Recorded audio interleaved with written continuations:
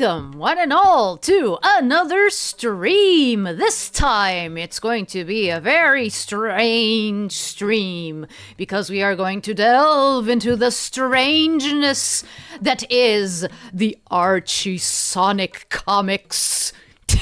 Hello, everyone! How are you doing? I see we already have a lot of people here. Wow. Hello, Epic. Hello, Cyanic. Hello. Hello, New Around. Hello, PPA. Hello, Herb. Hello, Dave. Hello, everyone. My cat said goop. Do cats even have like the required mouth parts to say that? Oh, background. This is my usual Zatsu background. but we're not gonna be sticking here for the entire stream. Hi, Coffee. Hello. We're not gonna be sticking here for the entire stream. I made a different scene. For a cover analysis. Let's like that. It's not gonna be an analysis, like a full-on analysis, because it's like that would take forever. There's like 423 covers in total that I have at the ready. So what we're doing today is we're just going to take a trip down memory lane. We're just gonna look at the ARCHIE Sonic covers. We're gonna go through Sonic the Hedgehog 1 through 2294. I think that was the last one that was, inked already going to publish, but didn't. The last four are not. They were never published. The comic got canceled before they could be published. So we're gonna look at those. We're also going to look at Knuckles the Echidna, the one helmed by ya boy KP, or it depends how I like to call him. We'll talk a bit about that when the time comes, and we are going to also, yes, exactly, Coffee. And we are also going to take a look at the covers of Sonic Universe, which is where I'm gonna steal that, Cyanic. I'm gonna steal that. Why didn't I think of that? Our boyo, yeah. So yeah, we're just gonna be looking at the covers and talking a little bit about the comic, and I'll also talk about a little bit of what it means to me, how it influenced me and my content creation, because it did. It, like, part of the reason why I'm here is because of this comic, and I know that for a fact. So yeah, with introductions out of the way, let's go. Whee! Okay, so we're gonna do the whole covers thing here. This is just, the normal chatting background, like normal. And I decided, since what gave me the idea for doing this was the comic book gallery in Sonic Mega Collection Plus, I decided that we should have some background music. It seemed appropriate.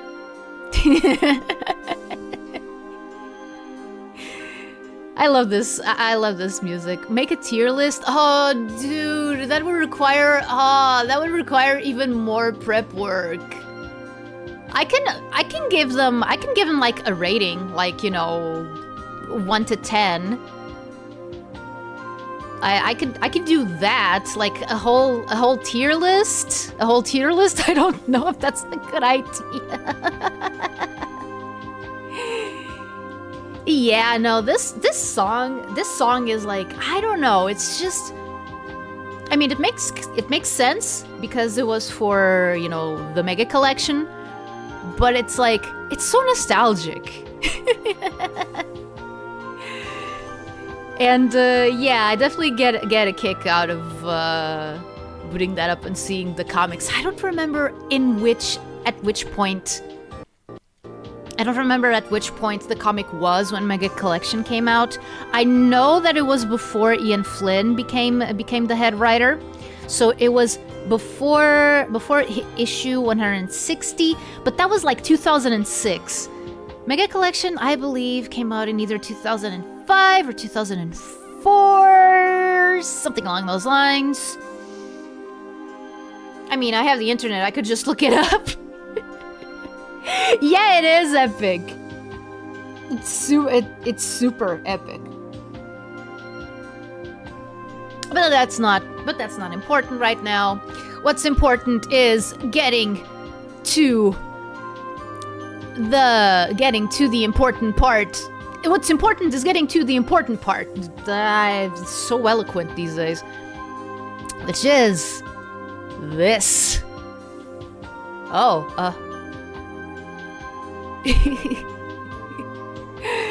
So yeah. So no, don't look it up, wallow in ignorance. I will until the end of the stream.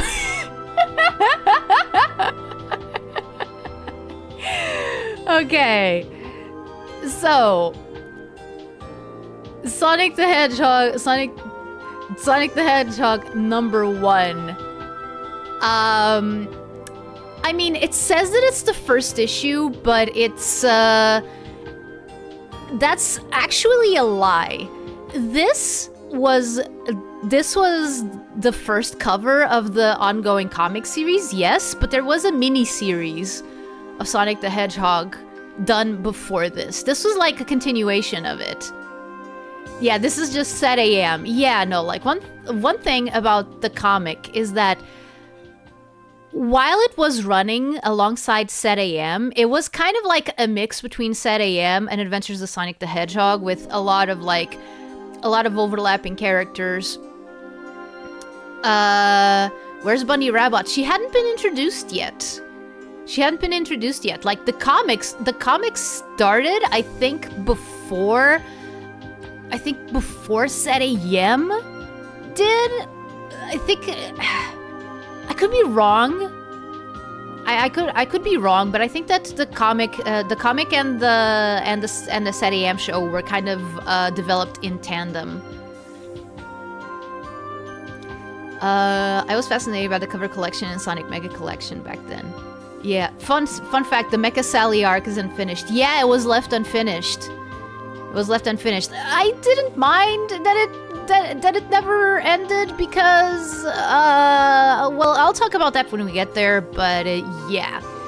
So, the two or so times I've actually tried reading Archie, I got filtered by the first 2 volumes, though. Yeah, no, it was a lot, like, it was not serious at all, and we're gonna see, like, for example, this is John Robotnik's rants. Yeah. No, the comic was the comic at first was kind of like Adventures of Sonic the Hedgehog, but with the Set AM setup. You know, the whole not whole roboticization, all of that, you know, like, but it was a lot more humorous than Set AM. Yeah, it was basically, imagine if you had the setup of Set AM, but with the Adventures of Sonic the Hedgehog feel to it. Yeah.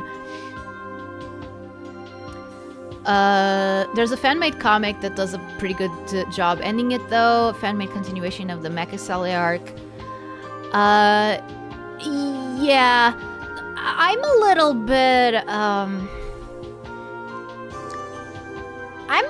bit mixed on fan continuations. Like, I understand the appeal, but to me, it's very hard to actually, you know, get into them and take them seriously. And I don't mean this as, you know, like a backhand to like all the artists who work really hard on those things. It's just that, like, it's not the same. The same thing happened with the Fleetway Sonic comic. There was a fan continuation, and while I applaud their efforts, I'm not really interested. Like, you know, what happened. It's like, yeah. I didn't mind Set AM. You mean Adventures of Sonic the Hedgehog? You mean Adventures of Sonic the Hedgehog PPA? Yeah, over 219 issues. Yeah, looks like a cover inside of a cover. Yeah, I think that was the point. But it is interesting how these first covers are, you know, like super. They're super like meta. They're super meta, like, okay, yeah, we just checked the other comics on this rack. This is the one you want. Don't tell me what to get, Sonic the Hedgehog.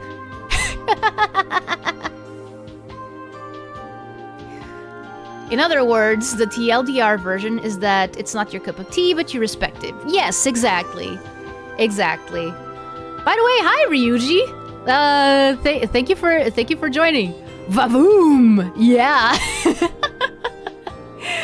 So yeah, it's interesting. I don't remember, but I think that you can tell in the covers, like when they started. Well, first you can tell when they started going, you know, a little bit more serious. But then you can especially notice when Set AM ended and the comic just like became a continuation of Set AM. Imagine this was on a rack of just Archie Sonic. Oh my goodness. Why are all these comics telling me to buy them? I'm so confused.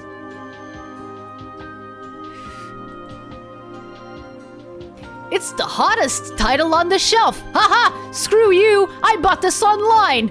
Sucker! But yeah. You know, these early issues were just, you know, trying to have a bit of fun. Oh right! Oh no. I told you this is a comic book tie-in, hence why he's wearing the tie. Get it? Get it? Hey, Joshua Smith, welcome. These covers are so 90s. Yeah, I think. Yeah, the comic started in 1994. So, yeah. Yeah, though, it makes sense. Like, I'm a speed reader. What a novel idea. Yeah, that was a tie-in with Sonic Spinball. I don't remember what the story was like, actually. It's been forever since I've read these. But yeah. The Three Musketeers kidnapped Scaramouche. Oh no! Oh no, Scaramouche! Will he do the Fandango? Will he become very popular and also very hated at the same time? I don't know. You doing all right? Yeah, I am.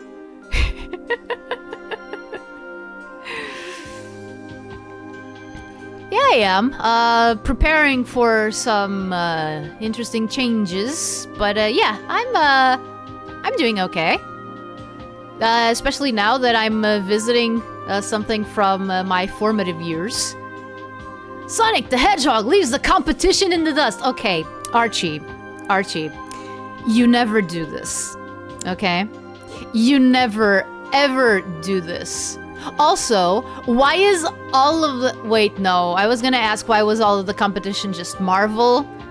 Yeah, War and Peace looks a bit thick.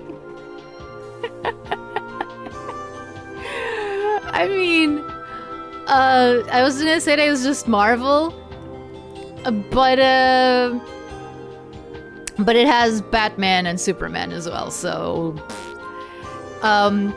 Oh, and also these little gags that they had, like in, you know, in the corner box. Like, DuckTales! Woo! And then Tails got a concussion and was never heard from again. Okay, this is the first cover where I can definitely say, okay, we're trying to be a little bit more serious. By the way, I like the detail of the Acme safe. Thunderbolt and lightning, very, very frightening me. Mamma mia, mamma mia, la la la la la la. Forget it, chump. The baby's mine. Sonic the Hedgehog. Why not? I've got 2 tails. Sure, buddy. So yeah. Also interesting, like, they tried to explain the whole Pink Sally thing in, I think it was in an issue of Knuckles. But yeah, no, the short of it is they had 2 working designs. The comic went with 1, which you can also see like in the pilot episode of Sad AM, but Sad AM then changed the design, and so that's the one that got adopted. Like, those 2 didn't even meet that comic, right? Maybe.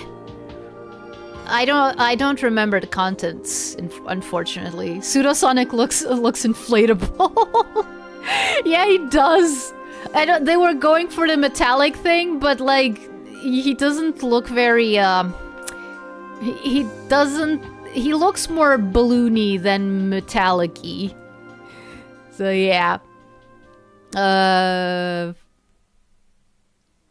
Characters changing colors between different media is nostalgic. Yeah. Rotor, shut up. Chill, Sonic. Uh-huh. Okay. I've got you at last.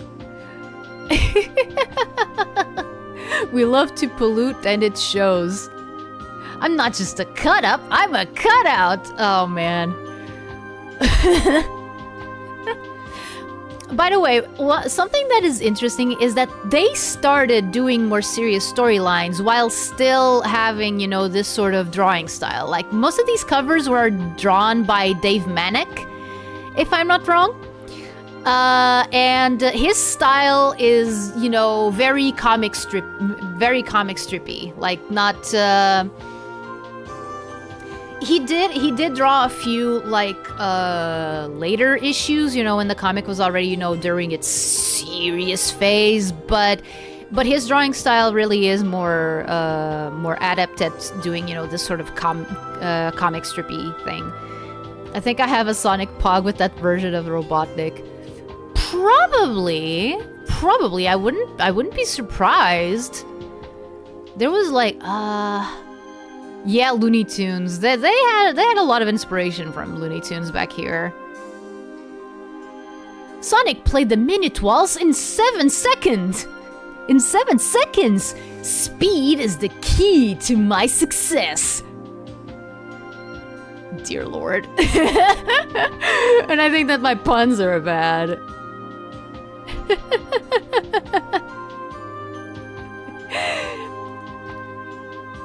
But yeah. Oh, right, this is the one. This is the one where Knuckles shows up for the first time. Which was in a story that was written not just by Ken Penders, it was by someone else. I don't remember his name, though. Dang it. That is not how music works. Yep. Yeah. And Sally up there saying that she's the pit crew. Yeah. I get it. Humans? Oh. Oh, man. Oh. Did someone say Speedway? Yeah, this one is a little bit different, though. Oh, you just wait, Dave. You just wait. There's a lot of shenanigans. What is it, Ryuji? What did I do? You remember the McDonald's 90s collection of Sonic we got? I have vague memories of it. I do remember McDonald's being in on the whole Sonic thing. What I do remember is the stickers that came in Bulikao. You know, the whole, you know, the bread with chocolate inside. Yeah, that's those are my earliest memories of Sonic, actually. Sonic the Hedgehog and Tails! Oops, now my name is Mud. I never got that. What is the whole thing of, like, my name is Mud? I know that it goes back a long time because Wile E. Coyote said it in Operation Rabbit, and that's from, like, 53 or 1951 or 1950.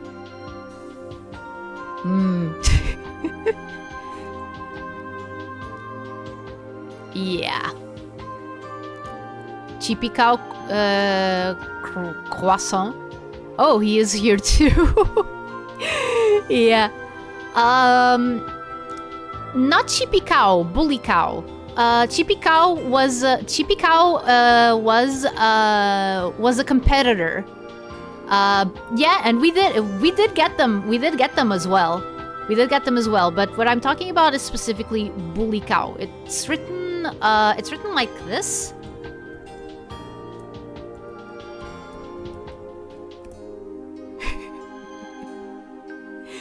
He loves to pollute. Indeed he does. He doesn't even mind standing in the puddle of whatever that is.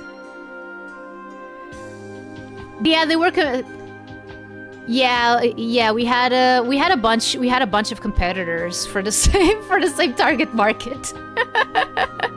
Hey you, get off of my cover. Oh, he won't. He won't, Sonic.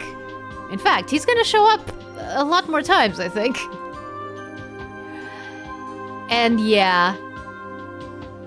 The last one is unfortunate, yeah.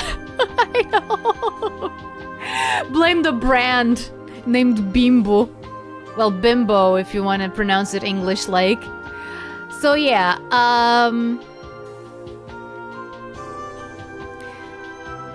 the cow emeralds. I mean, yeah. Yeah, chaos in Portuguese is written pretty much as it is in English, but without the H. So yeah, it's only one letter away. Hello Xavier, welcome. So yeah, this is the first cover that you can tell is like supposed to be taken seriously. Like all the others, like this one also kinda, but this one is when, you know, they started going, you know, more into the whole, oh, we have to actually take this somewhat seriously. Dome moment, yeah. Miss Bulikao Duo, the one with white chalk on half the cake and normal chalk on the other half. Oh yeah, that one was good. That one was good. I missed those. When I lived in the capital, sometimes I bought Bulikao, you know, those 4-packs, just for old time's sake. I don't eat them as much anymore, but that's because well, one of the reasons is that my family is trying to go on a diet. I am not, but I, like, if there's stuff around that does not contribute to the diet, that makes things harder, and I don't want to inflict that. I don't want to inflict that on my family. But yeah, also something else that's interesting. Okay, so we can tell that this is already during season 2 of Set AM, because if you look closely, Sally already has her vest, which she kept for many years. I sometimes buy them for nostalgia, but it's not the same anymore. Yeah. I thought Mediterranean food was relatively healthy. It is. It's just that, you know, even though, yeah, like it's still chocolate. You can still get a lot of stuff that is not, you know, super healthy. Like we still have a lot of like junk food, but like most of the junk food that we have is like international labels. so yeah. No, and no, it's more, you know, general things like cutting down on carbs and sugary things. But yeah. It's still chocolate, but it has like less chalk on it, and there's only one variety where they used to go crazy with it. Yeah. I don't remember what it was called though. Yeah.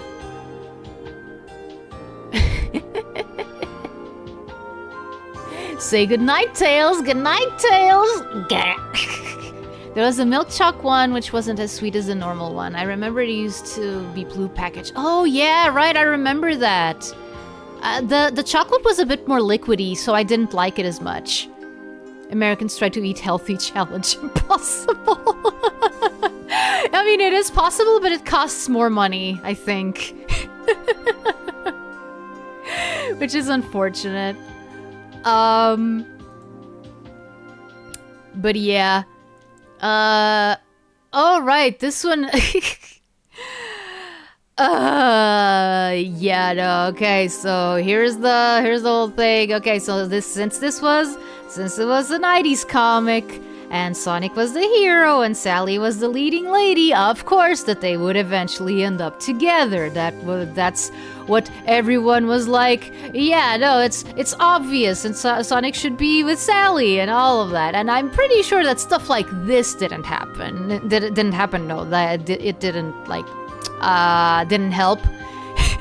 Because the comic was pushing this super hard. I think that it's not, like... This is never a good idea. This is never a good idea, especially not if you're doing, like, a licensed comic. That angle makes her look pregnant. No, it's just a bouquet. But yeah, no, like, this is one of my issues with the Sonic comic. You know, the emphasis on, like, romance and stuff. Like, if it's between your characters, you know, the actual, like, comic characters, the ones that were created for the comic, that's fine. But, like, and this is an issue that I have with Set AM as well. Like, I also don't think that they should have done that with Set AM. They should have, like... The guidelines were very different at the time, but I still think that it's incredibly short-sighted to do that. To ship like official licensed characters with characters from just the thing that you're making right now that might not last. That's why the mandates were made. Exactly.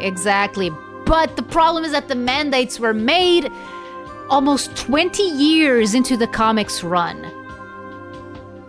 Not only that, but some of them were really dumb. Let's just put it like that. Like, for example, Sonic can't wear different clothes. Sonic can't cry. Sonic can't show emotions. I went to Google for Sally Sonic because I didn't remember Sally, and what the fuck did I read?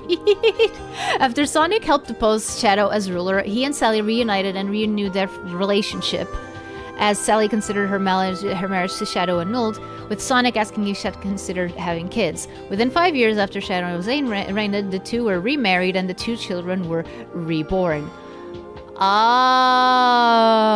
goated streams description. Thank you. Oh, that's we're gonna get there. We're gonna get there, Ryuji. That's the second time that they went to the 25 years later. That was Ian Flynn's attempt at making the 25 years later storyline into something workable, basically. Okay, so yeah, we have this, the Night of 1000 Sonics, sure. Sonic taking a cue from Superman and dying or faking his death. It was like I don't remember. I think that in this issue, what happened was that Sonic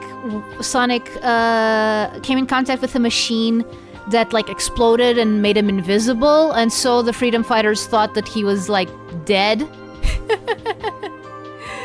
hence this whole thing. You should probably add this song in the credits for this video. Oh, yeah. I can't believe Sonic the Hedgehog is fucking dead. Whoa, you haven't seen anything yet. Gee. Yeah, that was an alternate future thing that they did for a few comics. Yeah, helmed by none other than Pen Kenders. Except that the part that you read was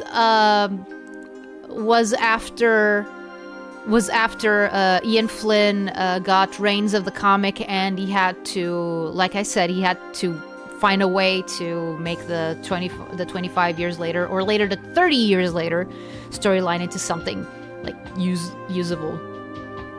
Huh? Japanese/Euro design? For what, PPA? Fucking rip. Kairi cursing, unsubbed, reported, doxed, swatted, L+ reach.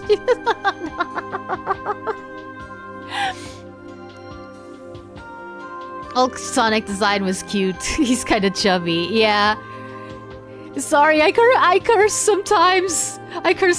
Xavier. I'm sorry.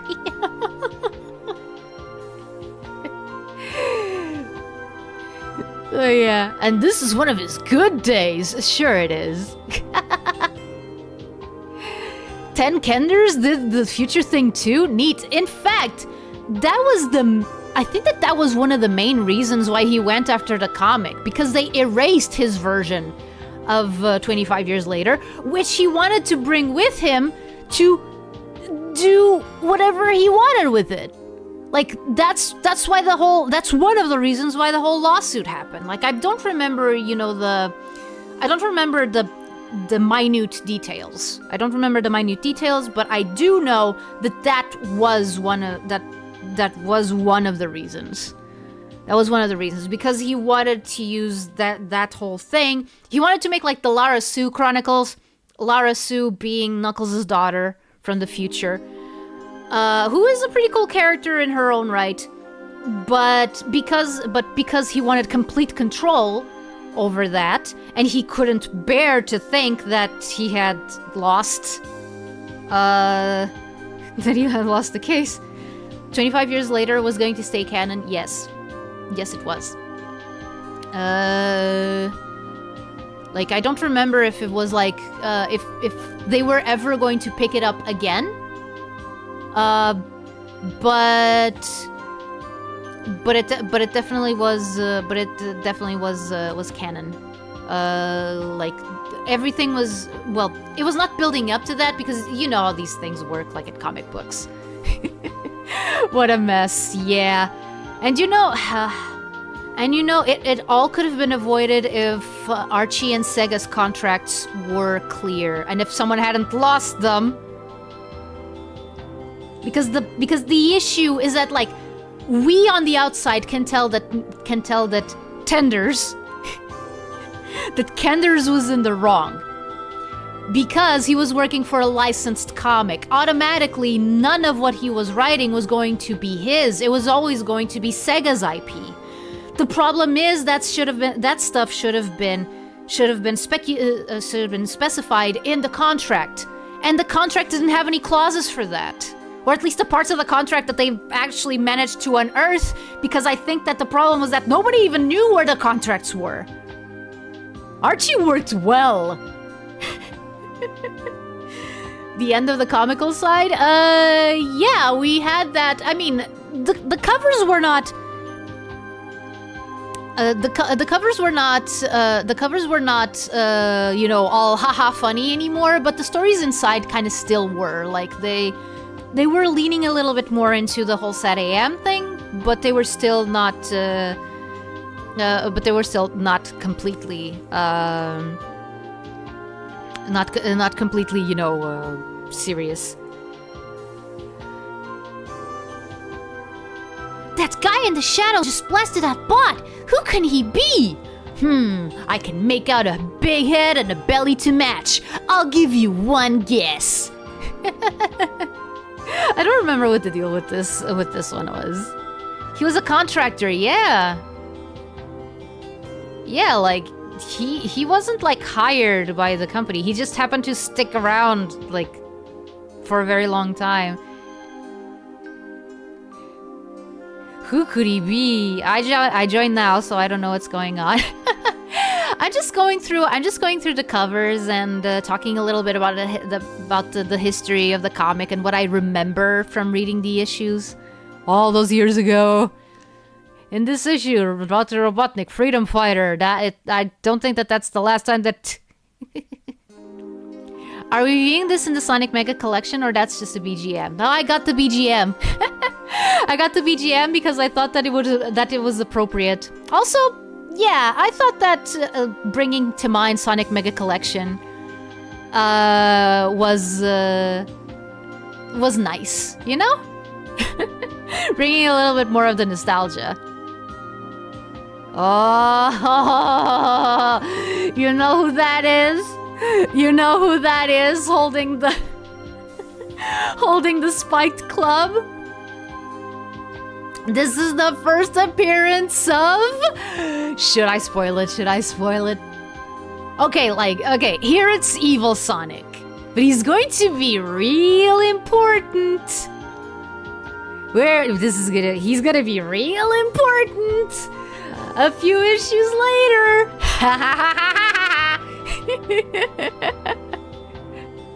Yep, Elmer. That's it. That's Evil Sonic. Later known as Scourge the Hedgehog. Yes, indeed. This was his first appearance.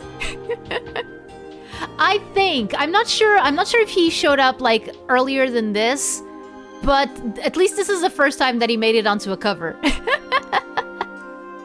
He's that Beta Shadow the Hedgehog? No, Scourge and Shadow the Hedgehog don't really, their story doesn't, like, their whole thing doesn't really intersect. You know they're evil because they're wearing leather jackets. Aw, yeah! I spent so many hours browsing the comic covers in the collection, hearing this song. Good choice. Thank you!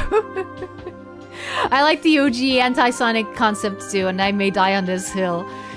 Good, because it was fine. I think he showed up before. Yeah, no, this is the first time that he's on a cover, but yeah, there was a different issue when he showed up before. This was the first appearance of Miles and Alicia, actually. I think. Which is why they decided to put all of that in the same cover. Oh yeah, this is the first. Yeah, this is when they adapted Sonic CD. This is also the first appearance of Amy Rose in the comic, and for a long while, this was the only way that people knew that Amy Rose was a thing, was because she was a character in the comics. Because that's an interesting thing about the comics. Since they had, you know, the whole thing with Sega, like they were, you know, directly linked to Sega. They had access to a lot of stuff that, you know, the layman wouldn't. So basically, while the comic was making characters out of Amy Rose, the Chaotix, Fang the Sniper, like Bean and Bark. While the comic was making characters out of those, the people who only played the games didn't even know that they existed. At least until Sonic Adventure and Sonic Heroes, until they started reintroducing some of those characters. Metal Sonic, also known as Metallics, yeah, in the Fleetway comics. I like the idea of Metal Sonic's fire coming from overheat, yeah, rather than just a bunch of abilities Sonic doesn't do and no drawbacks, yeah. Yeah, Elber. Yeah, I also said that. Metallics was a Fleetway thing, but still interesting. That also applies to Ray the Flying Squirrel. Yes, exactly. Ray was also a character that was in the comics for the longest time, but people didn't know about him because he was just from that one Sega game that never got re-released. So. Did you ever read the UK comics? I didn't personally. Amy Rose reminded me those existed. Yes, I did. I think I managed to read them, if not in their entirety, close to it. It's a shame that they ended during the time Sonic Adventure was a big thing. I would have loved to see what they would have done with Shadow. And I do mean like the actual original guys. I know that one also had like an online fan continuation, and I think that they actually used Shadow in that because I mean, come on, at the time you couldn't have like anything named Sega Sonic is obscure as hell. Yeah. Yeah. But yeah. I've yet to read them with the original Portuguese translation. Oh, right. Right. Those had a Portuguese translation, which still boggles my mind. Very nice. Yeah. Okay, I don't remember what happens in this one, but again, we're seeing the still steering towards a more serious. The one by Porto Editora, yeah. Sonic the Hedgehog goes hog wild! Sonic Triple Trouble introduction inside! Yeah, like, they made a big deal out of, those small games and stuff. Why does Scourge has a full rendered art? Does he appear in a Sonic game? No. What happens is that at one point, the Archie Comics hired 3D artists to render some of the characters that were never in the games. First Snively appearances in the cover. Yeah, which is stupid. He's been there since the beginning. Like, what?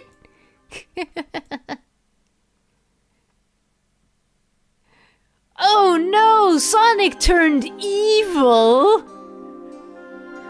Also, okay, see Antoine in the corner box there? Like, I was years old once I learned that the French stereotype was them being cowards because of World War II, because of surrendering to the Blitz. And I'm like, dude, that's why you call them cowards? Like, at first I didn't even know that they were, seen as cowards to begin with, but like, what? Because Antoine is just that. He's just a French stereotype, and he's that French stereotype. They did manage to make him a more interesting character later on, though. But at first, that's all he was. I think the render was for a dual cover. Is that Cream? No, that's Bunny Rabbot. Or Bunny Rabot. Bunny Rabot. France surrenders once and it gets called cowards, Lamau. Yeah. Yeah. Can you believe Superman did that? I mean, yeah. With the way he's written sometimes.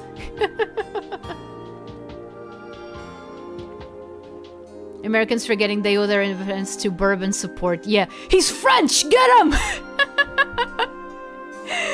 Yeah.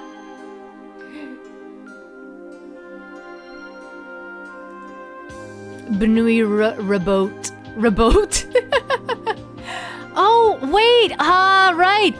This is the first cover drawn by Patrick Spaziante, who became a mainstay of the comics for a very long time, and his drawing style has always been awesome.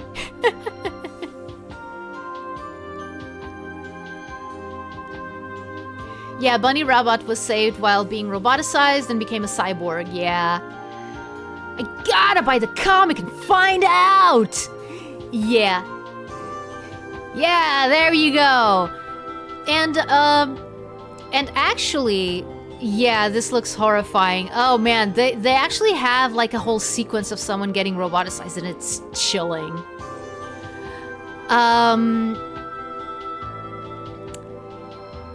But yeah, the whole thing with roboticization, like, I don't remember in Set AM, but in the comic, it was a reversible process. It was just that it took too long. And like it wasn't able to be applied to a lot of people at once. So yeah, while the technology was there and using it was a goal, they couldn't just use it willy-nilly. Like, yeah. I don't remember what this issue was about, but yeah, this is also very Set AM-y.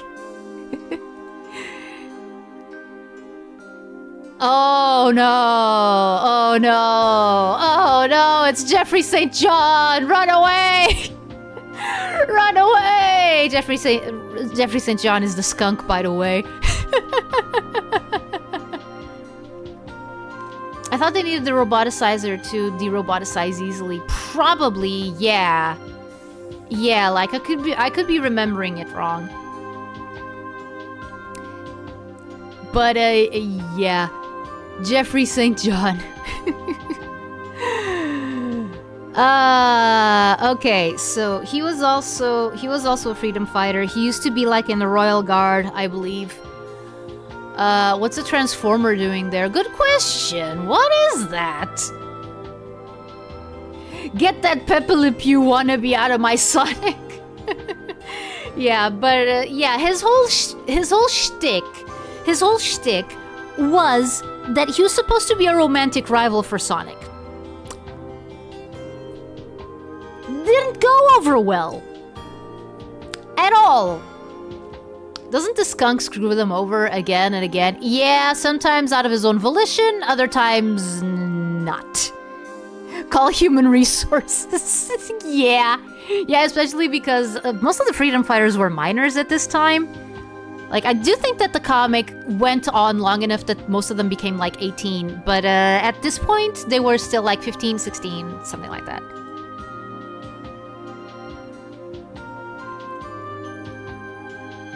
Oh, no, Mutsky! And Moby. See that cave thing over there? That's Moby? I don't remember what his deal was.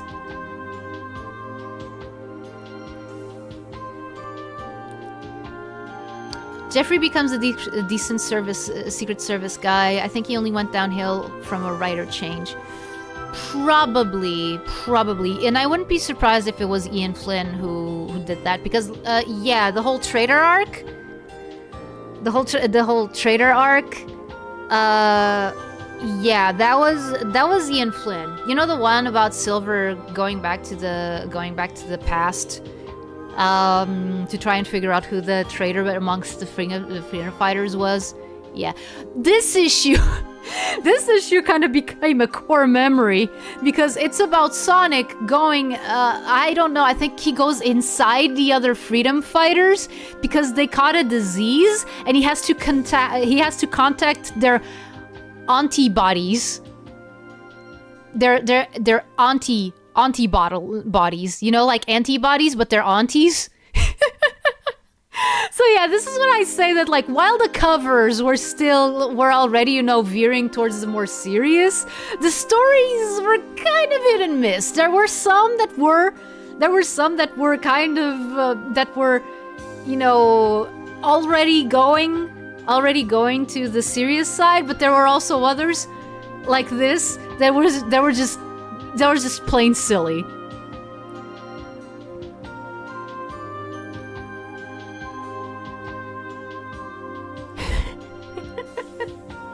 Okay, Elmer. I like that Ian put some depth and cared about the series, but he didn't respect what was already there. It depends. He respected some aspects of it. He respected some aspects of it. There were others that he definitely didn't know what to do with, though. Julie Sue being a major one. Like, he never really figured out what to do with Julie Sue. So yeah, I get what you mean, and of course I can't talk for Ian Flynn. I'm not I'm not him. I've never met the guy. I wish I could meet him once. But yeah. This is what happens when you hire a mega fan. Yeah, no, they're gonna... I mean, I would probably do the same. I would pick up the parts that I like the most, and I would try to ignore or downplay the ones that I don't. So, like, I'm not surprised that Ian Flynn did that, but it's like, yeah, no, I understand. Like, for example, if you're a fan of Jeffrey, from when he first started showing up, because standards were different and we didn't think about those things as much. What's up with the old man? I think that the roboticization took hold, the programming. So yeah. I don't remember what happened in this one. But yeah, this is the first appearance on a cover. I don't think that they actually appeared on other covers. But yeah, those are the ancient walkers, and they're basically some of Mobius's equivalent to like gods. Living gods. And whenever they were involved, you knew that stuff was about to get real. Oh, okay. Now here I can tell you that Set AM had already ended, because that my friends is Sally's dad. Sorry for the spoiler. But yeah, that's Sally's dad. I don't remember what happened to him, but he was being controlled by some outsider.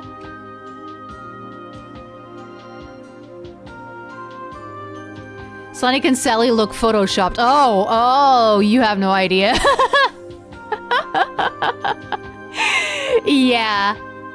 Yeah, because the Set AM ended without providing any explanation as to what happened to the king. So when it ended, the comic picked it up. Basically, is the horse a citizen? I don't think that this horse is, because he's not a Mobian. Is he the one with the mustache? Voiced by Tim Curry. Yes. Uncle Chuck was a big part of the Set AM series as Sonic's roboticized relative. He regained sentience for a while and was at one point credited for the OG roboticizer. Yeah, the roboticizer was originally built to help people, to be an alternative to amputation of limbs and stuff. He's just a horse. Yes, Sally's dad is the horse. Sally's dad is the horse. Ignore the guy riding it. Sally's dad is the horse.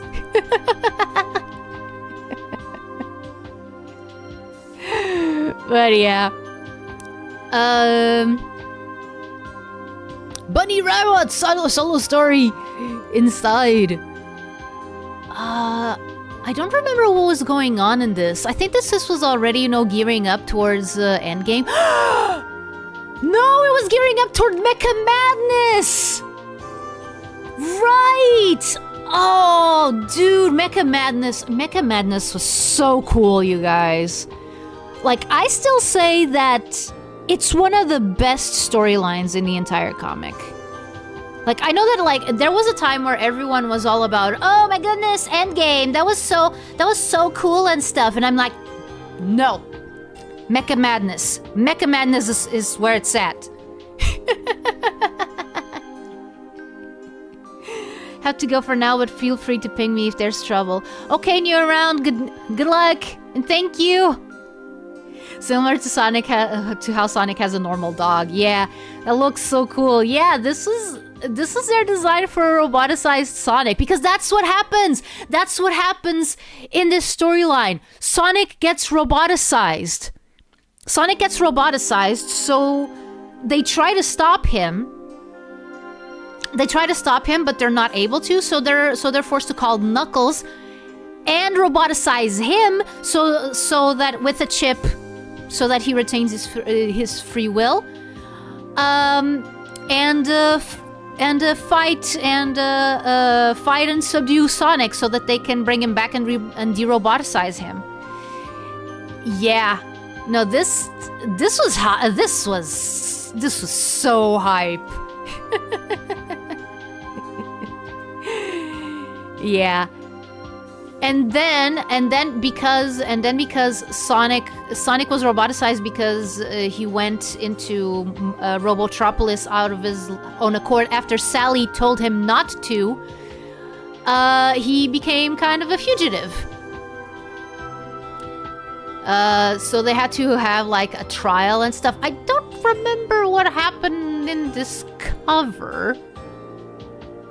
I don't remember what was going on here. Did they go to the Forbidden Zone or something? That's horror, yeah.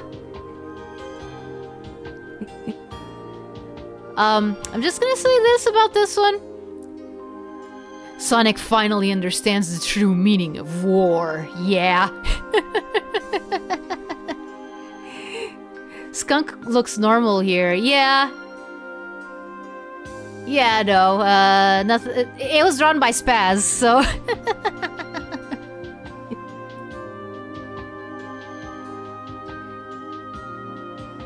Kairi, I may remember it a bit off, but I think you got that part of Mecha Madness wrong.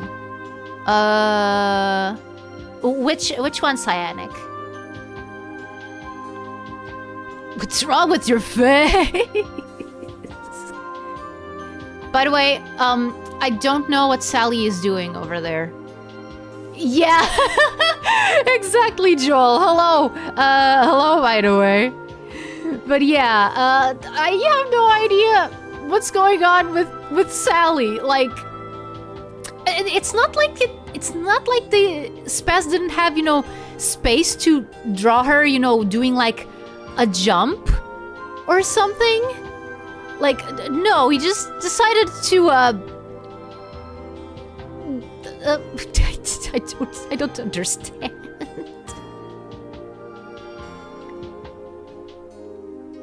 Oh, this one, I think this one was this one was a flashback issue, showing some of the stuff that went on when Robotnik betrayed the Acorn Kingdom. More Scourge! Hello, Sonico JJ, welcome! You're new here? Well, I think you picked a great stream to be your first. Sonic has his eye on you, Sally has scoliosis, Tails looks like he's having a Vietnam flashback. You're right. But yeah, I think that this is also the first appearance of Anti-Knuckles, who's Irish for whatever reason. Also, he's not a bad guy. I don't know how the anti-universe works in that regard. Makes no sense. But okay. Okay, I checked the wiki and you did get the Mecha Madness part wrong. Oh, okay. Okay, what did I get wrong? Again, it's been a long time since I read this. Like, by the way, going forward, I apologize in advance for any mistakes that I may do, that I may say, because, yeah, it's been over 10 years since I read this. He's wearing a beret, so he's an artist, but like that would make him French. That would make him French, not Irish. There you go, this is Moby again. I don't know, like... yeah, sure. Fight Jeffrey St. John. Nobody likes him. Well, I'm pretty sure that some people... that some people like him.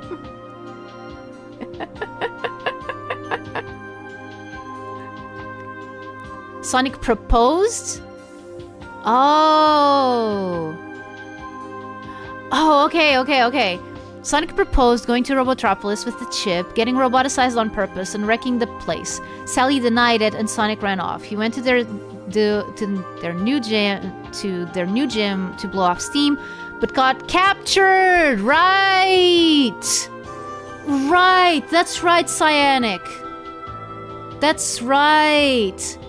I mean, granted, you can tell why they thought the same thing I did. Like, I made the same mistake as Sally.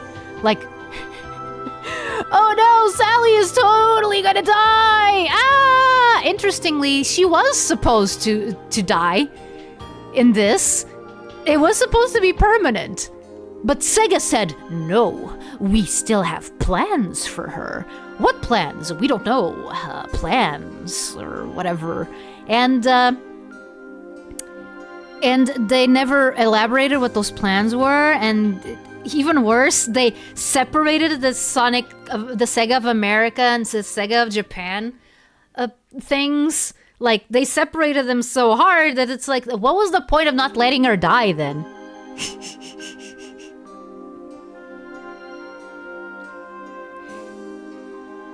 there you go, Cyanic. How long have you been reading Archie Sonic? Management ruined, yeah. Yeah, like, I don't know if it would have stuck. I mean, this comic wasn't, this comic at this point wasn't as, trigger happy with, revivals and stuff. Sally Adventure coming 2025. I'm still waiting for Knuckles Adventure first. But yeah, no, thanks for checking that, Cyanic, actually. Okay, so how long have I been reading Archie Sonic? I first learned of Archie Sonic in 2003? Yeah, I first learned of Archie Sonic in 2003. I started reading it once I finally got access to a bunch of the comics, like, in the years after that. The year where I managed to read the entirety of Sonic, the entirety of Archie Sonic up until that point, so that I was caught up with the comic, was in 2011? 10? I think it was 10. No, it was either not. No, it was 2010. It was 2010, and I kept up during that time. Then for the next 3 or so years, I was actually reading the comic as it went. Then stuff got in the way, and I fell off around like 2015.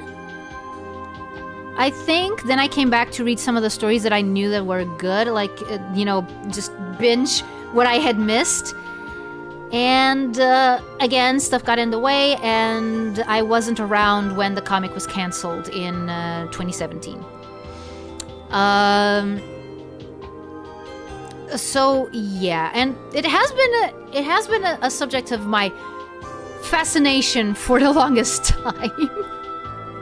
Especially because of these beginnings, like, you know, starting out as like a set AM-esque version of Adventures of Sonic the Hedgehog, and then becoming, you know, the unofficial continuation of Set AM, and then become. How old am I? Okay, you want the kayfabe version or the real version?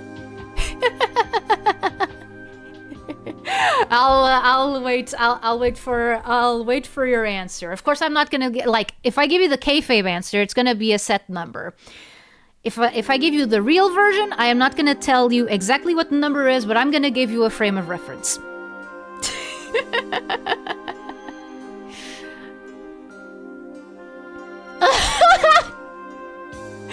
Oh wow, that was still pretty early. That was still pretty early. Well, pretty early, kinda. That was still before Ian Flynn came on board. Wow. Yeah, 14 Atlantean years. Yeah. Both? Okay, so my character, what you see on screen is 14. The person behind the character was born before the 90s Disney Renaissance. That started with The Little Mermaid.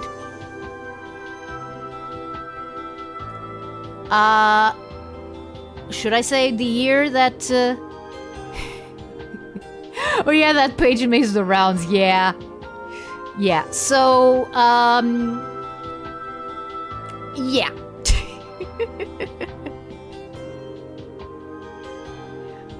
Basically, when the person behind Kairi was born, the Soviet Union was still a thing. The Cold War was still a thing.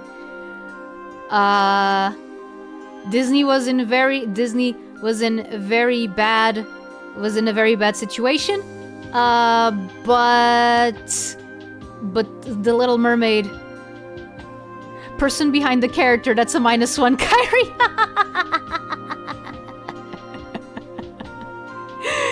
Yeah. Yikes. Yikes, what? What? I'm old? I mean, I've been around since the Bronze Age. Communism. We had collected several hundred issues in those collector sleeves before then, but too pricey to keep up with after that, though. Yeah. In my opinion, Cold War is still a thing. Yeah, let's not go too much into current day politics, but I can understand. I can understand what you mean. It's hot now. Hello, Sea Salt Girl. Welcome. Grab a seat. We're going through the comic covers. Also, first part of Endgame. So like 30? Yeah. I mean, I gave Little Mermaid as a frame of reference, but I'm gonna say this. By the time the Little Mermaid came out in 1989, I was already born. I am not going to go into any more detail than that. You're not that old. I mean, according to some people, I am. But like, I try not to let that get to me much. Did I? Oh, damn it! Give me a second. Okay. Oh, okay, Sea Salt Girl.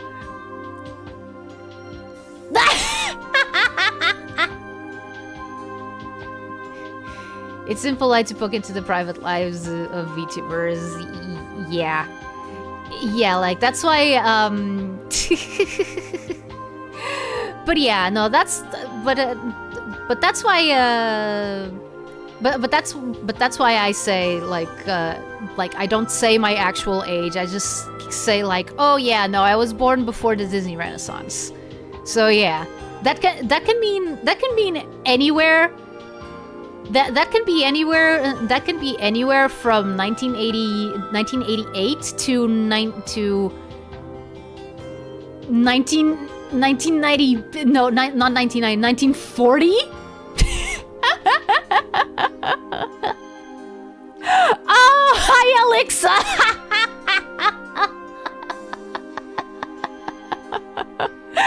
Oh no, that's okay. That's okay.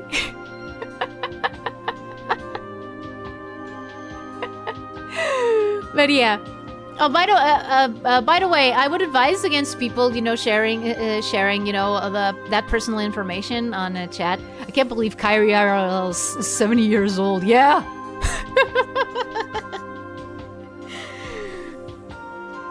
But yeah, no, that's all that I'm gonna say.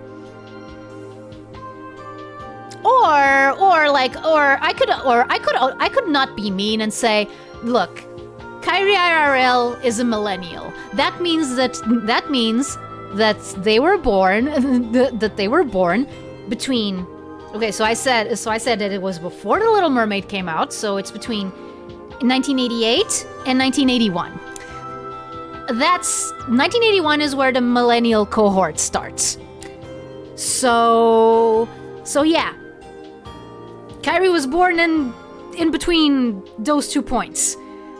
In between 1981 and the release of The Little Mermaid. It's okay, I'm Dave. There's a million Daves. Sorry to disappoint you, PPA, but Kairi is actually over 100. I mean, yeah, the time travel shenanigans don't help. You're my brother's age, I can see it now. Petition to shorten that to Kyril or Kairi. Is that an L? Is that a lowercase L or an uppercase or an uppercase I? Okay. So yeah, Sonic was framed for Sally's murder because a bunch of people saw him do the thing. He becomes a fugitive for a while. Do you play the games? Yes. Sonic the Hedgehog. Oh, KRL. Okay, yes. Now I get it. Yeah. Do you play the games? Yes. Yes, I play the games. Yes, I play the games. Sonic is one of my favorite franchises, if not my #1 favorite franchise. Knuckles is one of my favorite characters in general, if not my actual. I mean, yeah, I tried to play the games. Now, whether I actually play them depends on whether you consider playing them well as playing them, like, exclusively.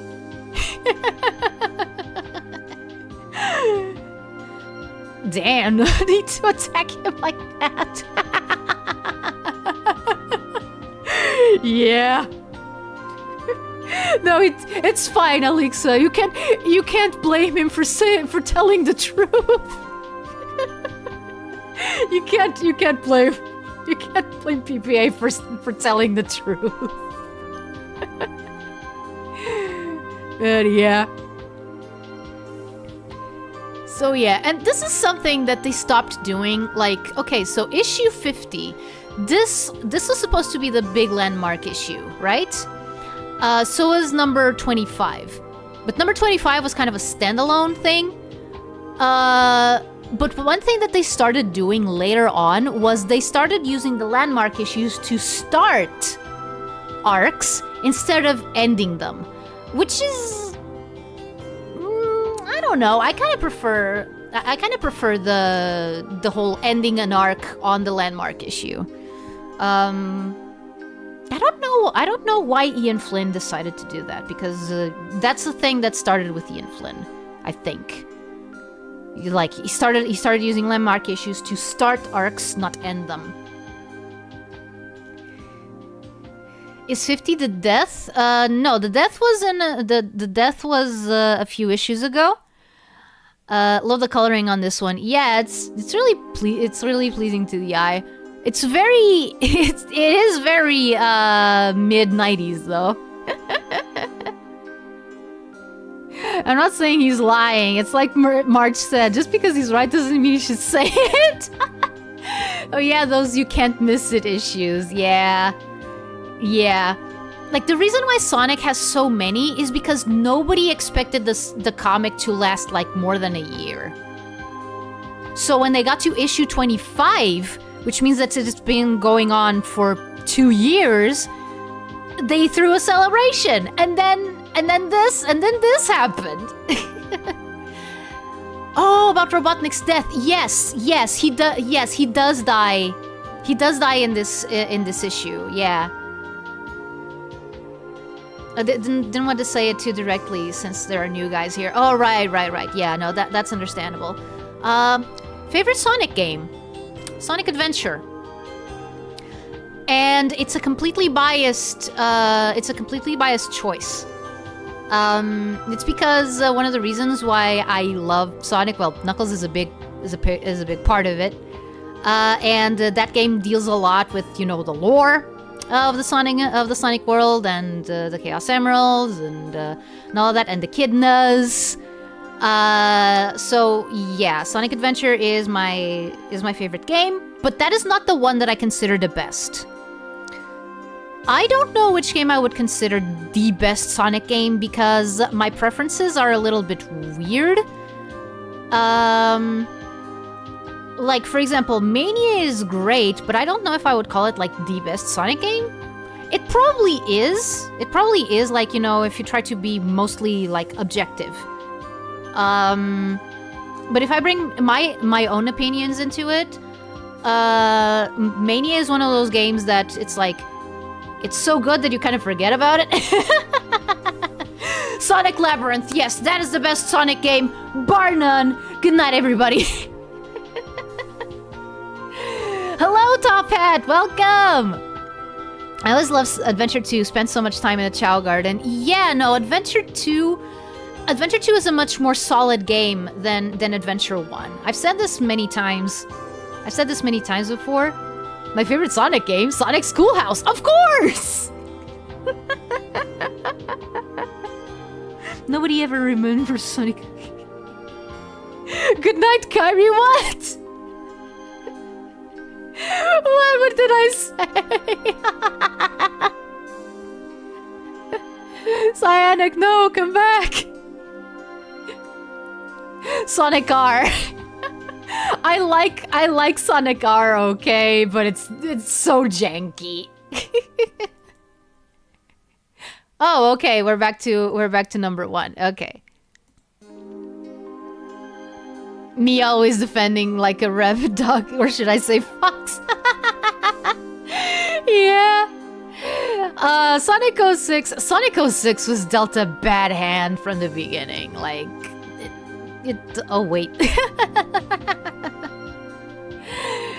It was in the wrong place at the wrong time, and people had expectations for it which were not met, and even worse, when you fire most of...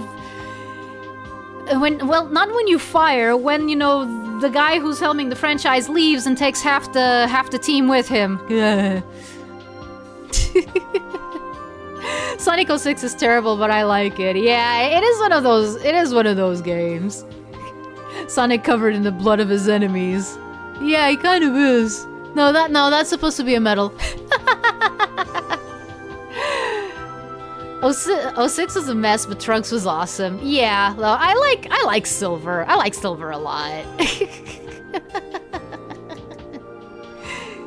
They really got to try their hand at another Sonic arc. Just ignore how nonsensical racing Sonic is. Yeah, which is why they went with the kart racing route, or the extreme sports racing.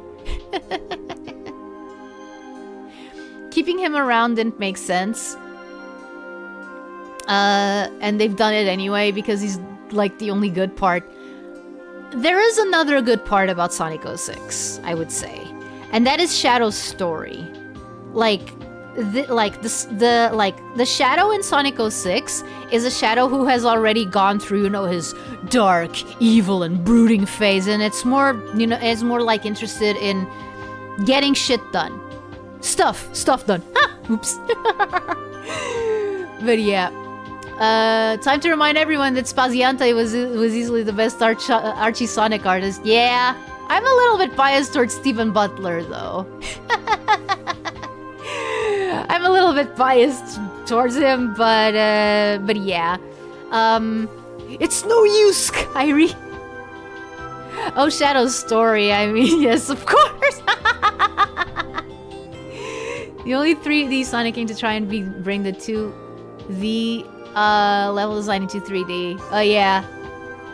Yeah, Sonic R, yeah. I defend those 6 because people started hating it for the sake of it, and that's not fair. It had a lot of potential, just in the attention it deserved. Yeah. Where's the damn 4th Chaos Emerald? Shadow T Hedgehog? Yeah. Yeah. Okay, so this is like this era of the comic was super weird. If the world chooses to become my enemy, I will fight like I always have. See, that pretty much encapsulates Shadow, like how he is right now. Like, no, I'm gonna do my own thing. I'm gonna do my own thing. I'm gonna do my own thing. I'm just gonna be here. I'm not gonna bother anyone. If anyone bothers me, though, it's war. Sonic 06 has the best cutscene in any game. Shadow freezing time to slowly walk around Silver and kick him in the back of the head. I assume this collection won't get all the way to Silver Age. Probably. This pick goes hard. Yeah, no, this is kind of a breather issue that they made. And went like, oh, what if Sonic was like in a noir thing? Like, you know, a noir detective novel, like, or film. But yeah. Like, stuff from here on out, like, we've officially entered the Carl Bollers era. Like, before it was the Ken Penders era, kinda. We've entered the Carl Bollers era. Ken Penders was busy with the Knuckles comic. But here's the thing. People like to badmouth, let's put it like that, the Knuckles comic a lot, and yes, it has a lot of issues. And I don't mean comic book issues, I mean like issues, like problems. But during this time, oh, dude, the first appearance of Monkey Khan! By the way, did you know that all of the issues of Monkey Khan, you know, before he and Flynn came into the fold, were written and drawn by the same guy? It was a guy named Frank Strom, and I think that he only existed to bring Monkey Khan to life.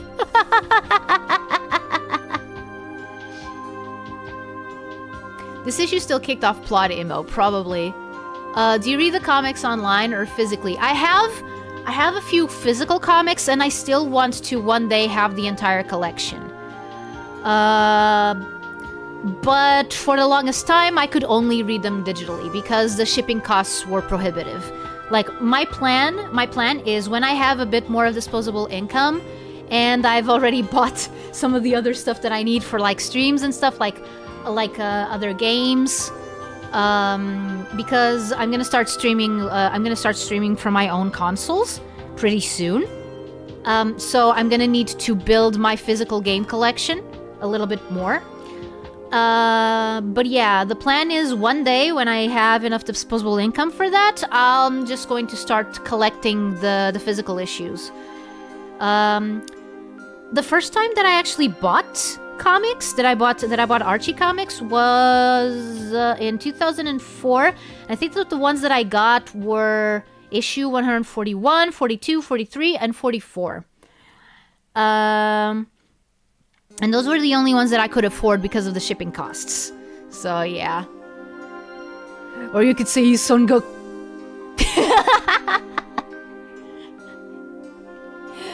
Kairi, if you didn't saw my message yet, I just got home from camping in the forest at my school. Oh!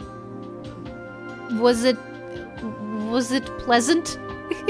The Noirs thing established the zone situation, and there were more to come. Oh, yeah. Yeah.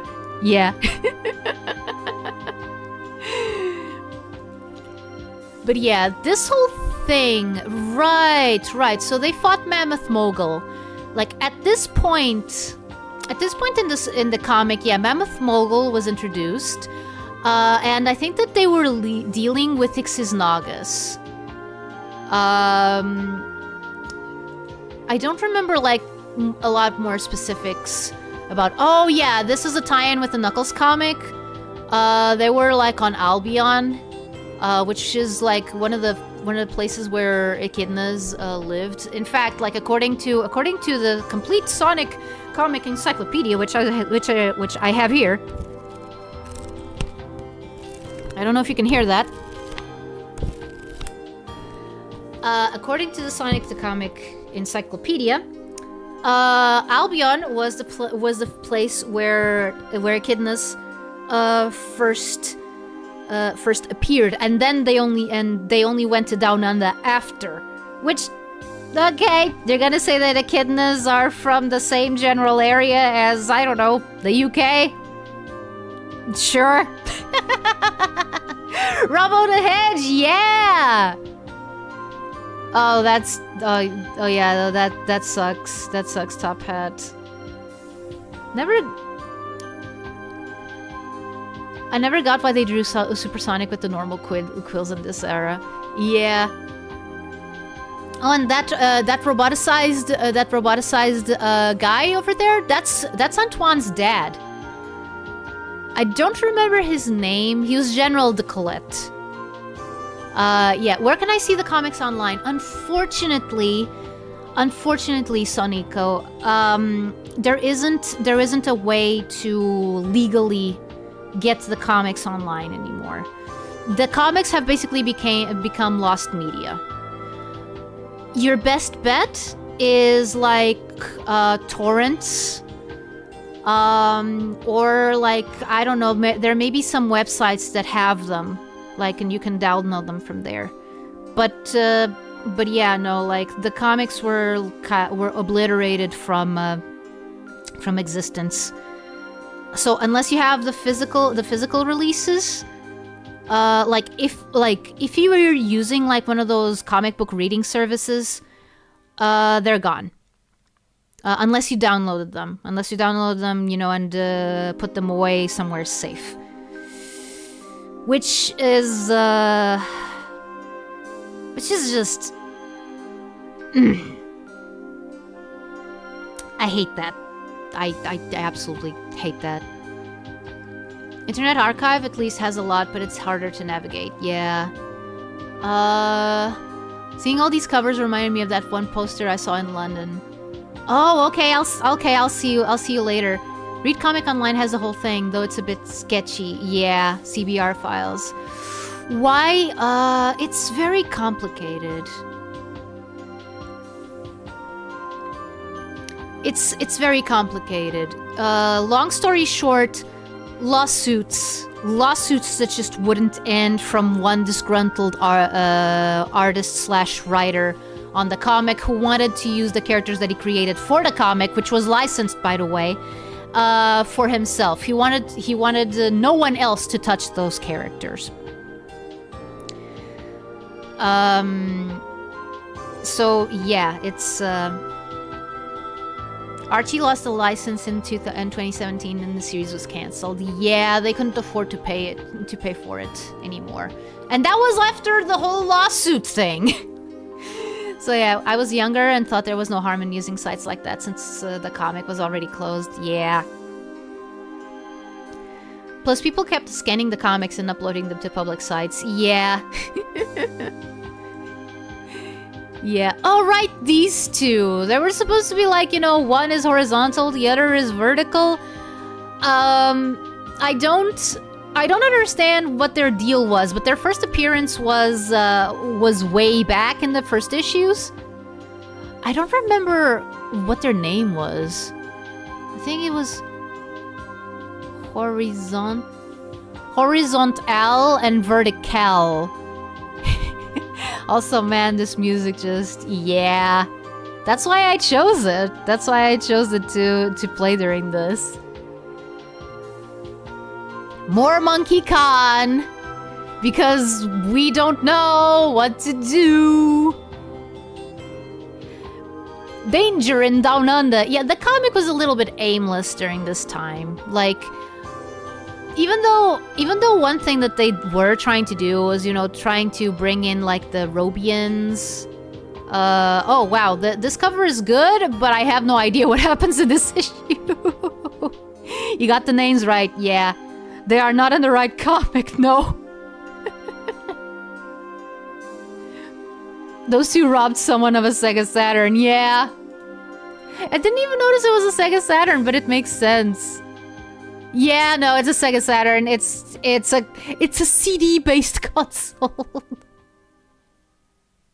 Forced diversity for more actors representation. They're just doing whatever. They really should. Yeah. So this era of the comic on one hand. Oh yeah, right. Okay, so the whole idea was that Sonic and Tails were going after Ixisnagus. Because he was doing something? I don't know. Re-release Mega Collection on Steam solely for the bonus features. Down Under, what a way to say Australia without calling it Australia. Yeah! Yeah. Who is Nate Morgan? I don't know. He's an overlander. An overlander, by the way, is what they called the human species. But that gets complicated later on. Actually, it's pretty soon. Actually, it's pretty soon when it becomes complicated. But yeah, Nate Morgan is an overlander, which is a race of humans that are close to Mobians in like height and all of that. Robotnik was also an overlander, and I don't remember what Nate Morgan's deal was. I know that he knew a bunch of stuff. He was kind of important for a while. So this is all post Endgame, right? Yes. Endgame ended in issue 50. This is issue 65. So yeah, we're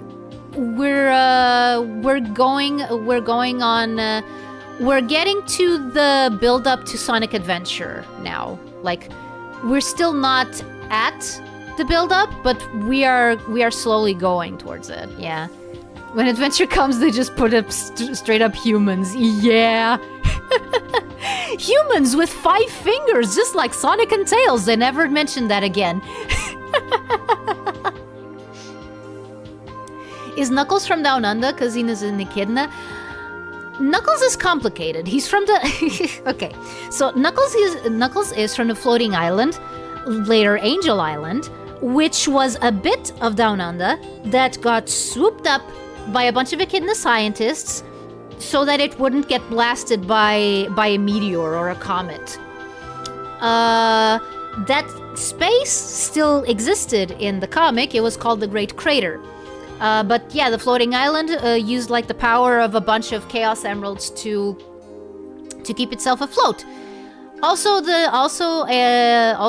floating island was not, completely barren. It was actually a pretty huge place.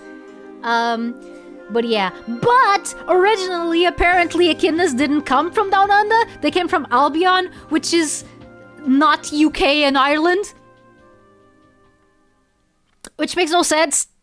So, yeah. Nate made the Lake of Rings, maybe helped with the roboticizer, knew the king. Oh, okay, yeah. They made a bunch of weird terminology for this continuity, jeepers. Oh yeah, you have no idea. Overlanders was a cool idea. I wish they didn't make these unique bits, then neutralize them. Yeah, no. Like as time went on, they tried to like make things more concise, more cohesive. I think that some of the interestingness was I don't know. IRL Down Under people came from Albion. Oh, right. Right. Jinkies, this lore really screams American comic book. Ah, yeah. Yes, indeed. And the Chaos Emeralds, why? Yeah. It's similar to... That's a good question. Who the hell is Date Morgan? I mean, Cyanic kind of answered that. He was friends with the king. At least he knew the king. And he also made the Lake of Rings, which is where Sonic got his power rings. You know, the whole thing that he also had in Sat AM. So yeah. It's similar to Station Square in this universe being sealed off, then they just destroyed their shield when it got inconvenient. Yup. Yeah, Station Square in this continuity... Station Square in this continuity is inside of a mountain with an artificial sky. I'm not even joking. Yeah. Okay, so here they say defeated, but I don't remember Sonic being defeated. What? Okay. Yeah, so we have like a bunch of Robians, we have Patrick Spaz, we have Spaz's character that he keeps putting everywhere. Happy birthday, Sonic! Hope you survived the experience! Oh no! Wait, I think that during this time the king also came back. I think that the king came back and he wasn't very thrilled about, you know, the kids still doing freedom fighter stuff. So he kind of gave their job to Jeffrey St. John and his team. The way they drew Sonic winking in 67 was so bizarre. Let me see. Oh yeah! It's like he has two eyebrows. I mean, Sonic normally doesn't have any. So like, holy... Oh my goodness, and they... Ah! Oh man, the more I look at it, the worse it gets. Nope, I don't want to look at it.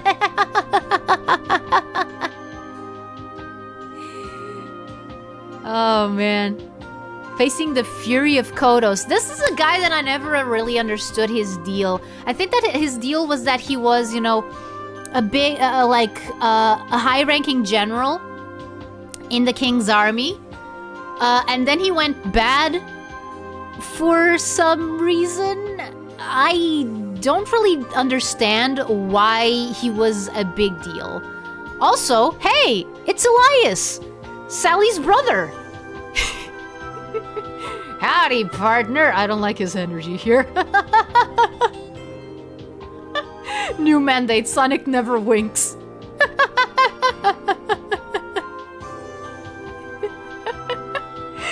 Yeah. Oh man, Sonic X would be dead.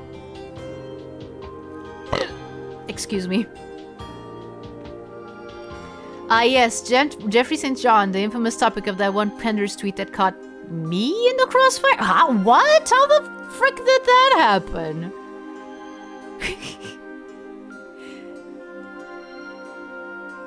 Oh yeah, this is when we start gearing up for Sonic Adventure.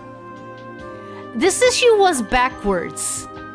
Like, I don't remember why, but I think that Sonic had to go, like, he had to stop some weird thing from happening to the world, and in order to do that,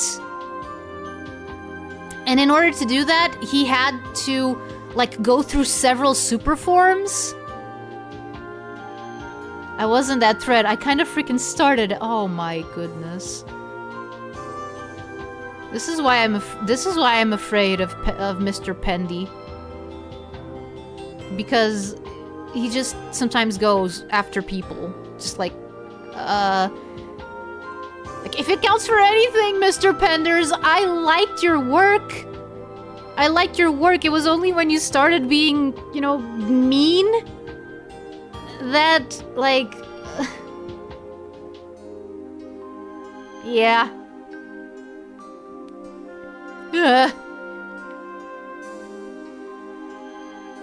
The unrevealed new Robotnik had a death laser that Sonic attracted with his speed to get his mode design. Oh, okay, okay. Yeah, no, and this was the comic trying to justify, okay, Sonic has to have his eyes green now. Sonic has to have the green eyes. What are we gonna do? How the heck... How the heck are we gonna do that? Death Ray! Run backwards! Gotcha! So yeah, and since Sonic Adventure was on the horizon, they realized, oh crap, we can't have a Sonic comic without Robotnik somehow. Is IDW Sonic equals Archie Sonic? No. No, they are completely different. They are completely different continuities. Like IDW shares a lot of the writing talent that was behind the later stages of this comic. But they were forced to create an entire new continuity from scratch. My biggest issue with the IDW comics, without having read them first, I should say, is that the latest game that had been released when they started was Sonic Forces, which is not the best way to start your comic. Sonic Forces was not very good. So, yeah. Okay, this just looks bad. Unironically, I can forgive a lot in professional settings, but I can't forgive mean. Yeah, no, like I knew that Mr. Penders was a little bit weird. I mean, I read most of his stories, if not all of his stories for the comic. So I knew that he was kind of hit or miss. Like, he was able to write some of the best stories that the comic had seen, but he was also able to write some of the worst. He's still not as bad as the worst writer in the entire Sonic the Hedgehog comic published by Archie. There was one writer that I, to this day, still say, no. Screw off anyone who says that Ken Penders was the worst writer. He was not the worst writer. In fact, sadly, until Ian Flynn came along, he was one of the best. Because Carl Baller's problem was that he had a lot of good ideas, but a lot of his ideas didn't land with the power that they were supposed to. I don't know why that is. But there is one. Oh, but... Bye, Joel!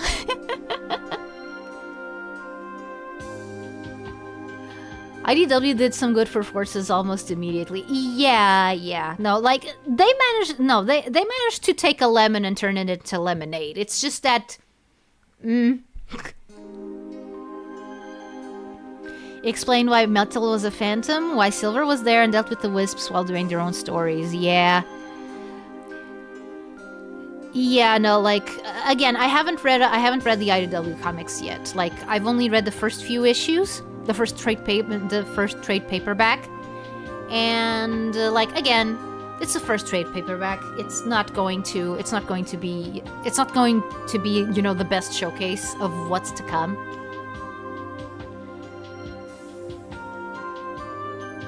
But Sonic IDW characters are awesome. Tangle, Whisper. Yeah, no, I'm not... Keep in mind, I haven't read IDW, not because I don't like it, or because I don't think that I'm gonna like it. I just haven't read it because I didn't find the time. It's just that I know that I am going to like it. In fact, one of the reasons why I've been putting off actually reading it is because I know that when I start reading it, I am not going to sleep for about a week. Because I'm going to be super invested in it. So yeah.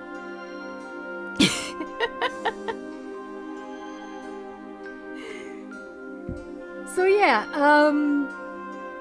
maybe like when I start reading the Sonic IDW comics, maybe I'll just make like a whole Zatsu about them, like you know, with my thoughts, because again, the Archie comics are still my, you know, my bar, my standard bar, but they had a lot of weirdness. They had a lot of weirdness that I don't think that the IDW comic is going into, because it has a better hold on what it wants to be. The Archie comics were, as you've seen until now, there was a long time where they didn't know what they wanted to be. And all the different concepts, all the different lore is an extension of that. So yeah. I also... Oh, Cyanic, you know Roger van der Weide? You know Roger van der Weide. I refrained from referencing some of his jokes because I thought that nobody would recognize... Because nobody would recognize them. And you're telling me you know Roger van der Weide.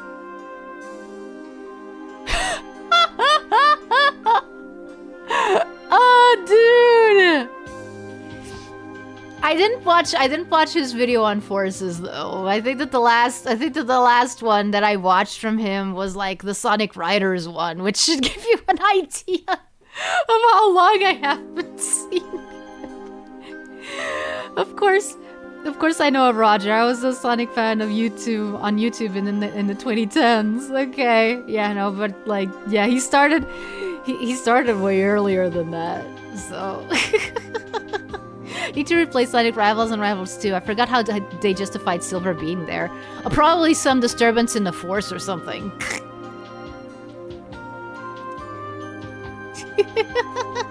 Eggman did such a good job with his Empire Silver. Came to thank him. Like, you have no idea. You have no idea how many times I quote the whole let's jump again. Wait. Weep again. Weep again. Weep again. Oh man. Back in business. Screw off Jeffrey St. John again. So they went to space. I don't remember what they went to space to do. Like, you. Yes, this was a landmark issue specifically because it was the return. It was the return of Dr. Robotnik, now sporting the Eggman design for extra brand cohesiveness. Brand wear his ears under the helmet.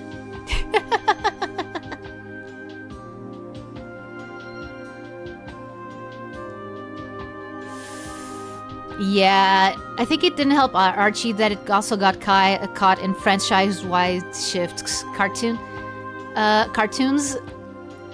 Cartoons ending, the adventure shift, then a staff shift, then boom lawsuits and reboots, just a whole mess. Yeah. Oh, he has his ears folded. It's like a Scottish fold. See? So you can even see. Spaz even went through the trouble of showing us that his ears are folded. Look at that. You can see it.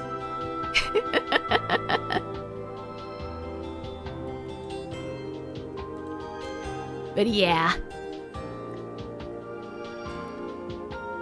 I don't remember what this one was, but yeah, we're going...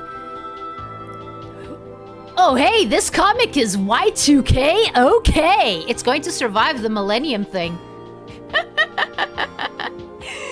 Yeah. No, and this is when they... Yeah, they were gearing up towards Sonic Adventure at this point. Yeah, there you go. Sega Dreamcast Sonic Adventure tie-in. They remembered that Amy existed. Well, she was always there. She was always there, but yeah, because they didn't forget that they didn't forget that she existed. They just didn't use her all that much. By the way, Amy, I think, was supposed to be from Albion. Well, not Albion, the Kingdom of Mercia, which is, you know, the bridge between Albion and the mainland. Half the people here probably don't know Y2K. Okay. Sonic Homecoming? Man, I can't wait for him to fight the Vulture. Okay, so rough thing about Y2K. Y2K was the thing that, like, people were afraid that computers would stop working because of the year going to 00 in some things, because they didn't program more than 2 digits. Because stuff started getting programmed like in this 1970s, and nobody thought that those same systems would still be up by the time the shift to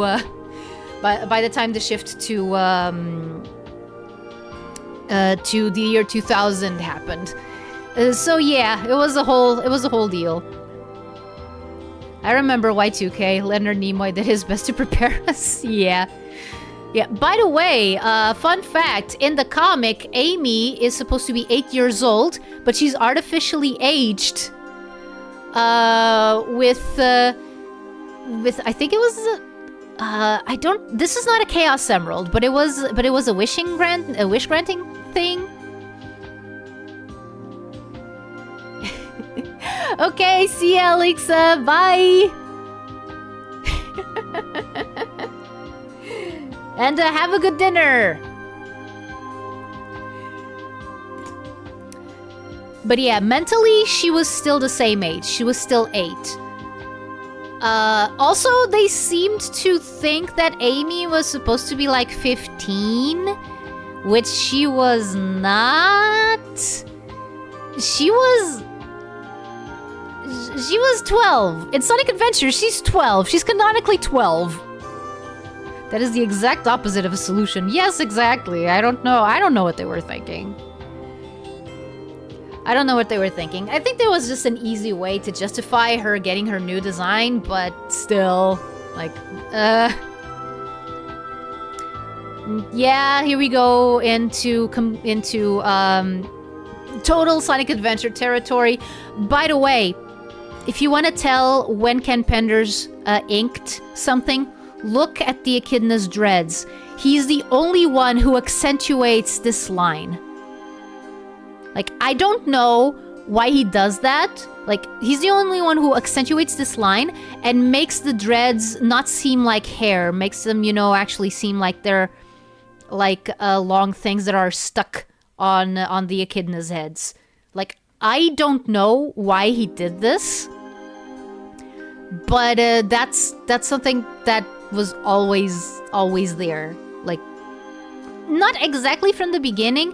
When Ken Penders started drawing Echidnas, he didn't make them look all that bad. But his art style definitely took a downturn after some point. I think that by this point you could already tell that when Penders was on board, like, with writing. So yeah, their adaptation of Sonic Adventure was super weird, by the way. Because they tried to mix so many different things together.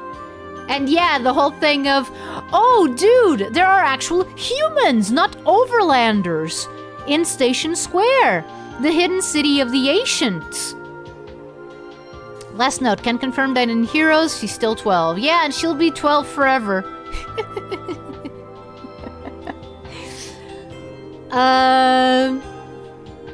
But yeah, and they also had the whole thing of, oh, These humans have 5 fingers instead of 4.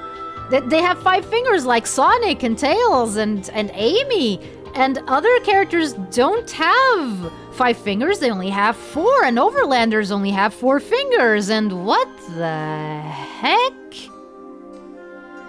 What the heck was going on? They sure tried, yeah. Amy's modern design is really unfitting for her age. Yeah, no, she looks like she's 14 at most. At least? At least. Yeah, no, she looks like she's 14 at least. But yeah, no. Again, reminder that Ichigo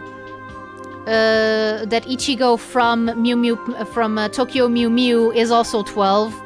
So that's what they were going for. Hibari from Cyber Team Inakihabara is also 12. Yeah, I think, and those 2 characters are also from the same time as when like Adventure was getting developed. So I think that's what they were going for. They were going for like first year of middle school or something, and let's just treat them like they're a high schooler already. And I'm like, yeah, sure.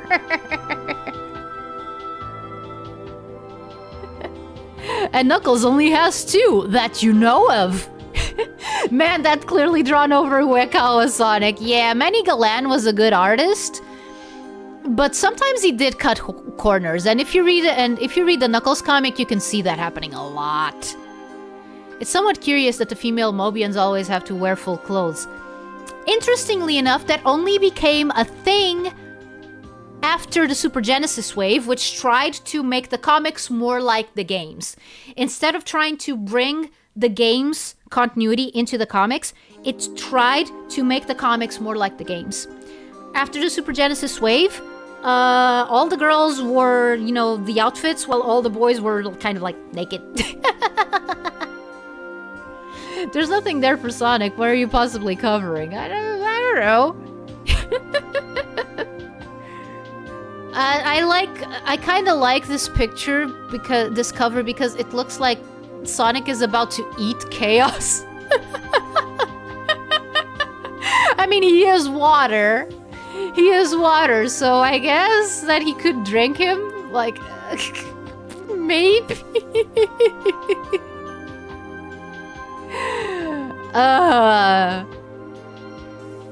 Super Genesis Wave Sally does look super dope though. Yeah, she does.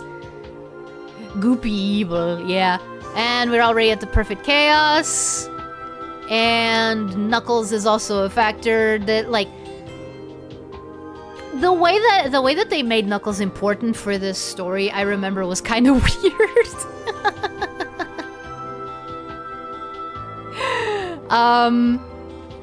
Like he had to lift something. I remember that scan. Come here, you big drip. I'ma drink you. That chaos looks great. Yeah, no, he does. Nice stream, Kairi. Thank you, Z then Shadow Dragon by Zadio Dirty then. Can't hold on much longer. Yeah, best supersonic look. I kind of agree. Yeah, this was after Sonic Adventure. I think that this robot is actually a good guy. Mecha Sonic? Hey, didn't I beat you last month? Not exactly. I don't remember if this was the guy. There was a metal Sonic that was actually good. He even became a member of the Secret Freedom Fighters later on. I don't remember what they were doing after Sonic Adventure. I think that they just kind of did their own Sonic the Fighters. I don't think that they adapted Sonic the Fighters, now that you mention it. They adapted Sonic the Fighters after the Super Genesis wave, which was one of the best arcs in the entire comic, and I'll die on this hill alone if I have to. There are so many robot Sonics. I like your character. Thank you. I think you already said that in another stream. Shard is different. The CD/movie Metal Sonic Rebuilt. Oh, right. Sonic vs. Mecha Sonic MK3, clearly referencing Marvel vs. Capcom 2. Yeah! Yeah, I knew it was referencing a specific game, I just didn't know which one it was. Yeah, like in the pixelated background and all of that, which is just these pictures but like blown up. Well, this one is, and this one, I don't know what this is.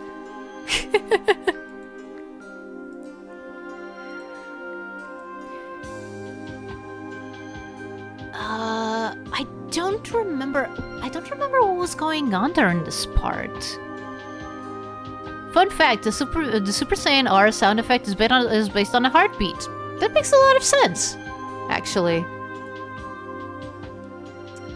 Oh, right, Mina. She was introduced even before the Sonic Adventure, arc. But I think that this is the first time that she got some protagonism, which, again, the way that they got to create conflict was, oh hey, let's make this a love triangle between Sonic, Sally, and whoever else. And I'm like, at least Mina was cute, unlike Jeffrey. The clearly anime girl, yes! Also, Ken Pender's art is so weird, yes. Who's that Freedom Planet character? I don't... It's so weird, I love it. Why do they have to draw those two kissing? I don't know. It's just what you did in the 90s, I guess. Or maybe not, because this was probably already in 1999 or something. So, yeah. Oh, and Archie, he's Silver Sonic too. Oh, okay. You know, they were not even hiding the whole anime thing with, it's Kodos again. Of course it's Kodos again. Why? Like, I don't get... Wait, no. Kodos had the Sword of the Acorns, which was a very powerful artifact that was able to restore free will to Robians, I think. At least that's... I think at least that's what issue 100 was all about. Oh, hey, here's Monkey Khan again. Also Sonic Shuffle.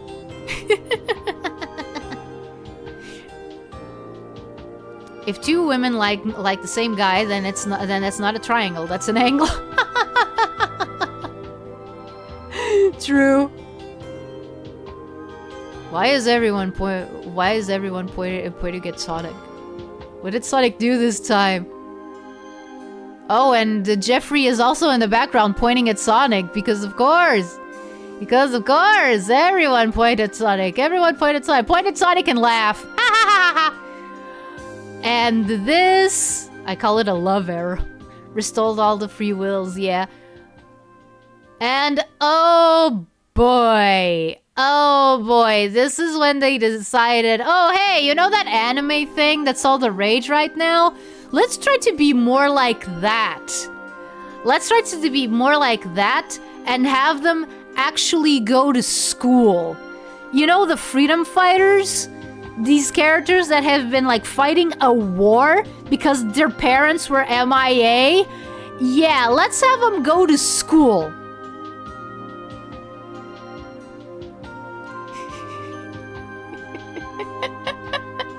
Mina looks so strange in that one.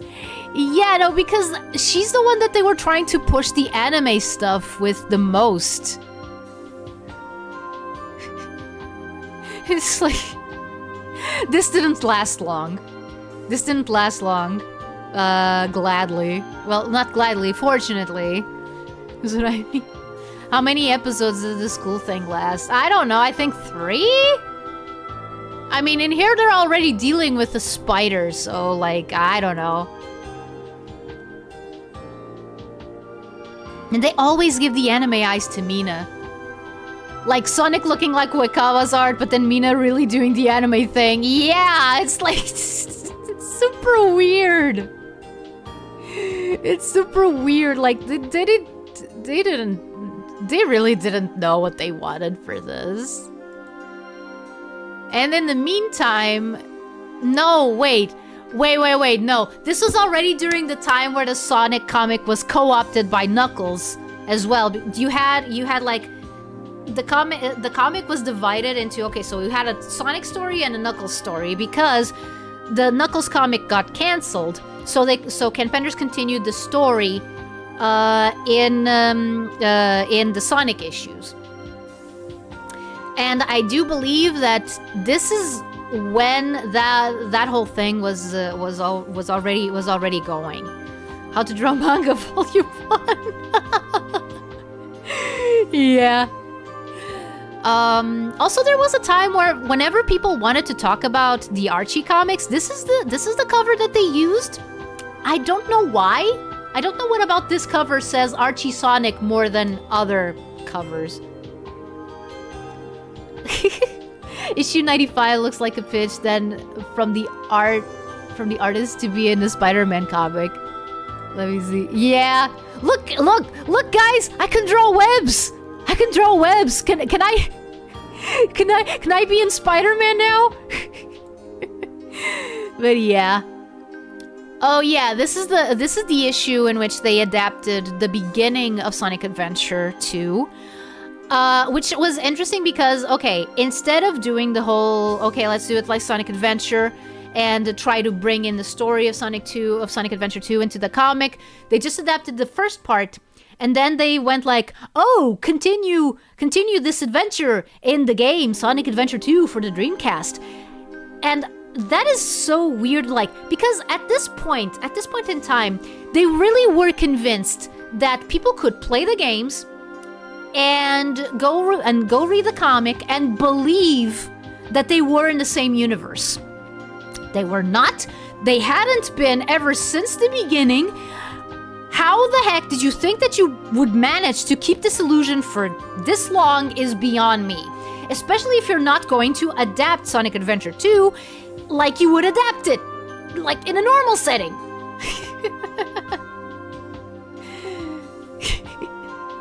Live and learn! Hanging on the edge of tomorrow! No, you're excused, Johnny. You're excused, Johnny, because it's technically not a scam. No, technically not.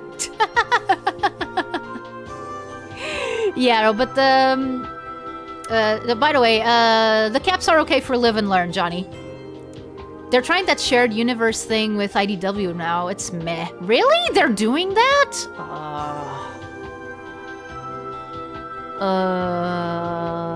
I mean, it does mean that we got Tangle and Whisper in, you know, the Sonic Forces mobile game. So, So yeah. Wait. Nope.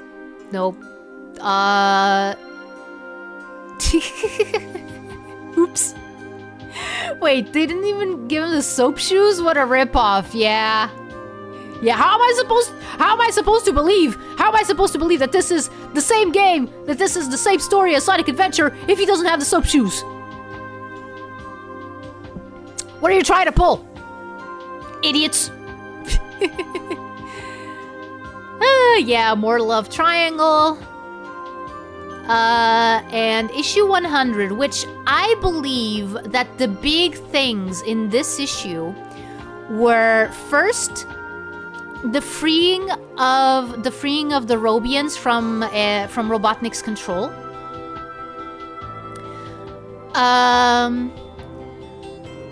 Like that was a big thing. Like, you know, the Robians being able to come back to Knothole. Someone got fired for that blunder.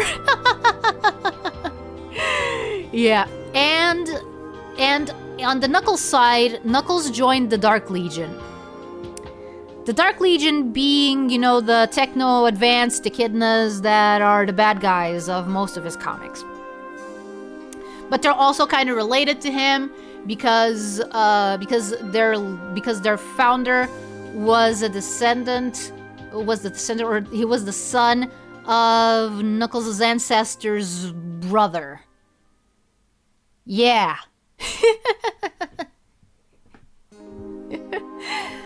Yeah, and so he signed on with the Dark Legion. At this point, Knuckles is green. as well. This was already during the Chaos Knuckles saga. I don't know if anyone is other one than Cyanic and Johnny. I don't know if you're familiar with the whole Green Knuckles thing.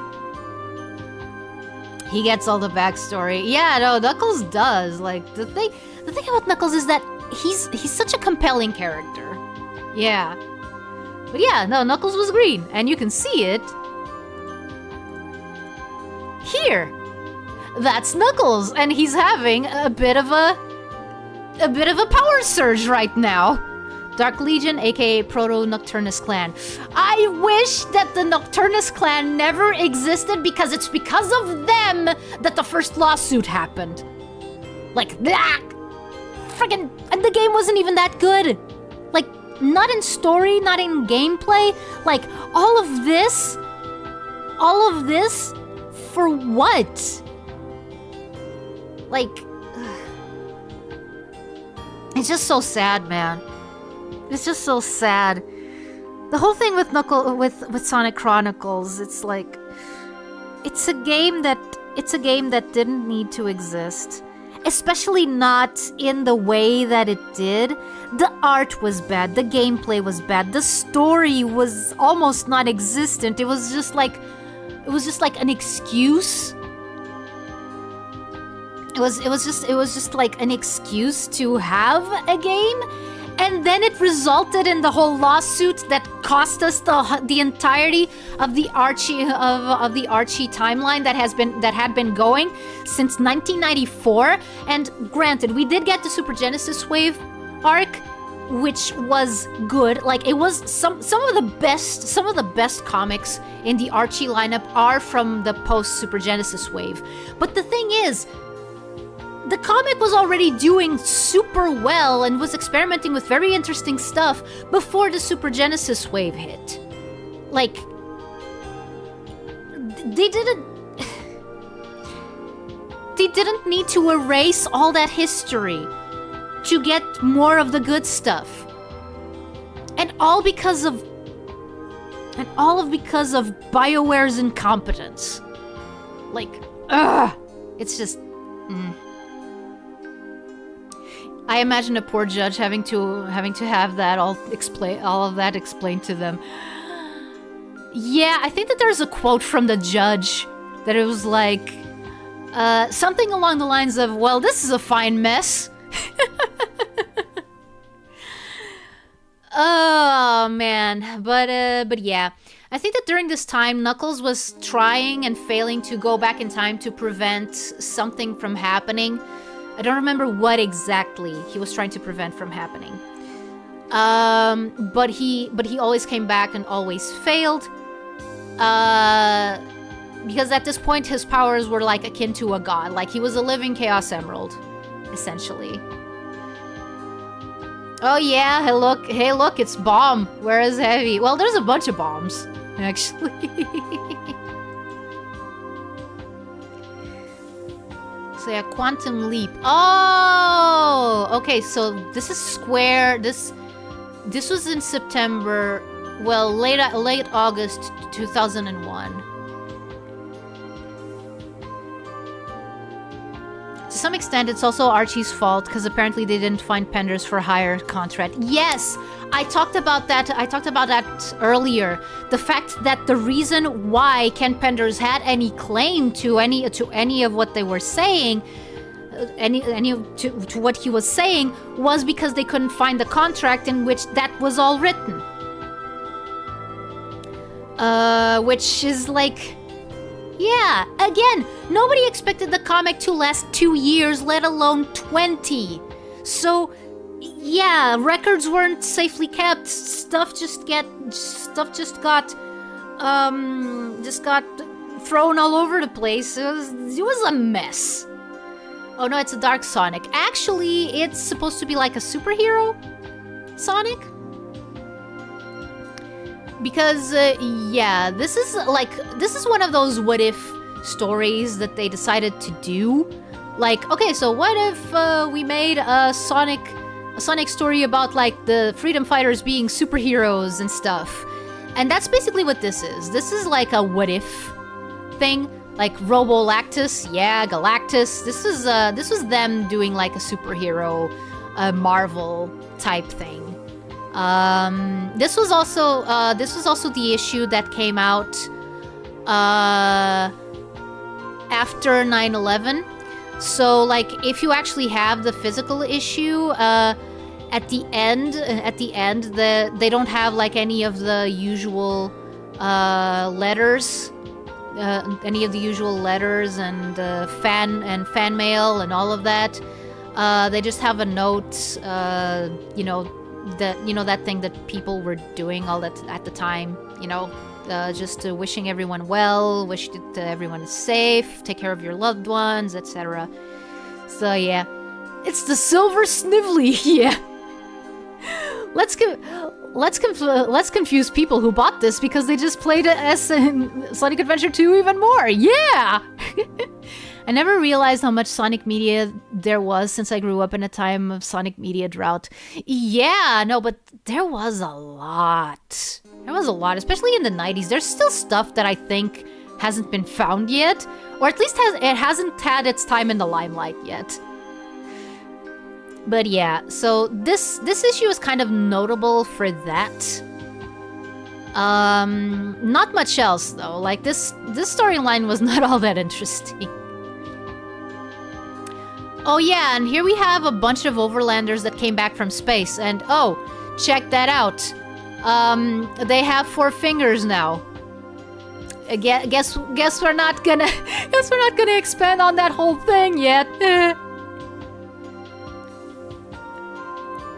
At that point, I knew they were going full nonsense. Yeah, no, it got better, but we still had a lot of nonsense until then.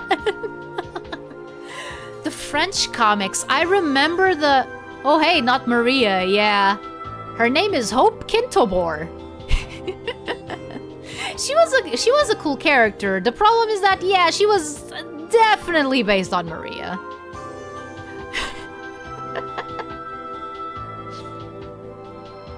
Maria? French comics, I think that Sonic had a bunch more French comics than I am aware of. But one French comic that I remember, and I keep mentioning it, and I'll keep mentioning it, is one that was like a lead up to Sonic 3 and Knuckles. Well, Sonic 3, actually, in which they come into contact with an echidna queen named Alucion, which is super interesting. And yeah, she's antagonistic towards them first, but then they say, oh no, wait, the dead man is trying to steal the emeralds or something. And then she goes like, he is? Well, I'm going to help you stop him. And and then just, yeah.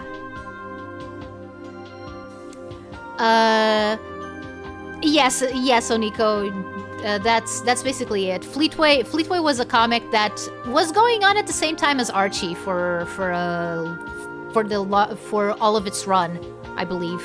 I don't think that it started before Archie, but it didn't outlast Archie. By this point in time, the Fleetway comic was already cancelled.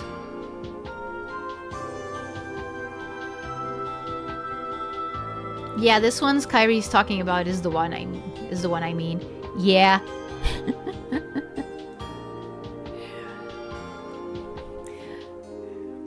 Okay.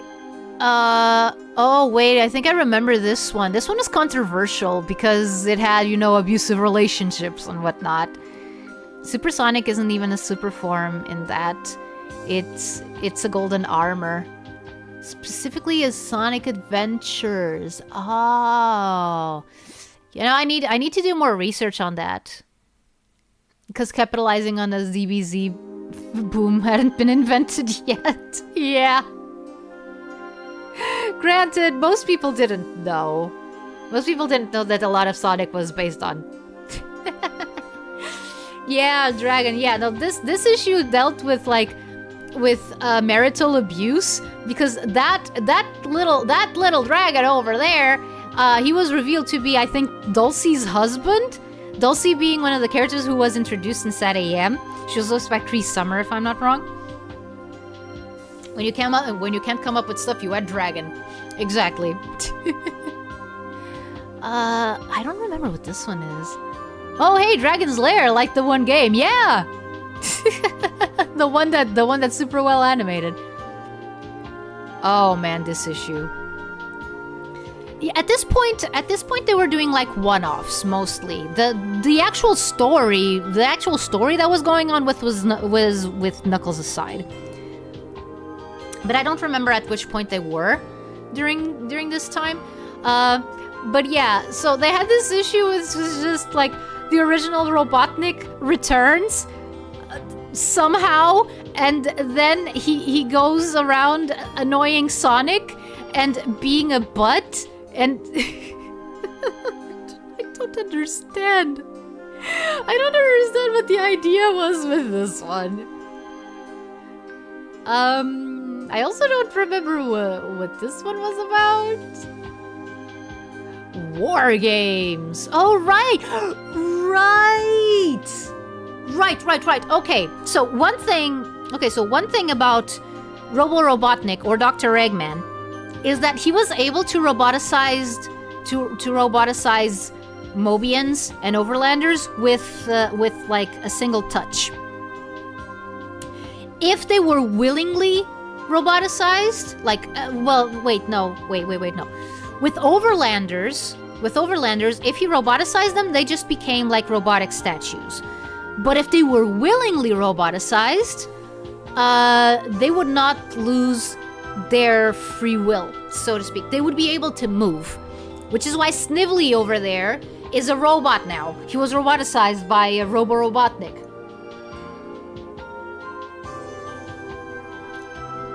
Is the government trying to assassinate Sonic? But probably. I don't know. I don't remember what this point in the what they were doing at this point in the comic. Isolation! Get it? Yes. The return of the old Dr. Robotnik is actually an interesting premise. Yeah, like, the problem is that they didn't do anything with it. They just dropped it. Like, they just went like, okay, no, so Robotnik is going to hang out with Sonic for a bit and be really annoying, and, it was like that one episode of Sonic Boom, but not funny. So yeah.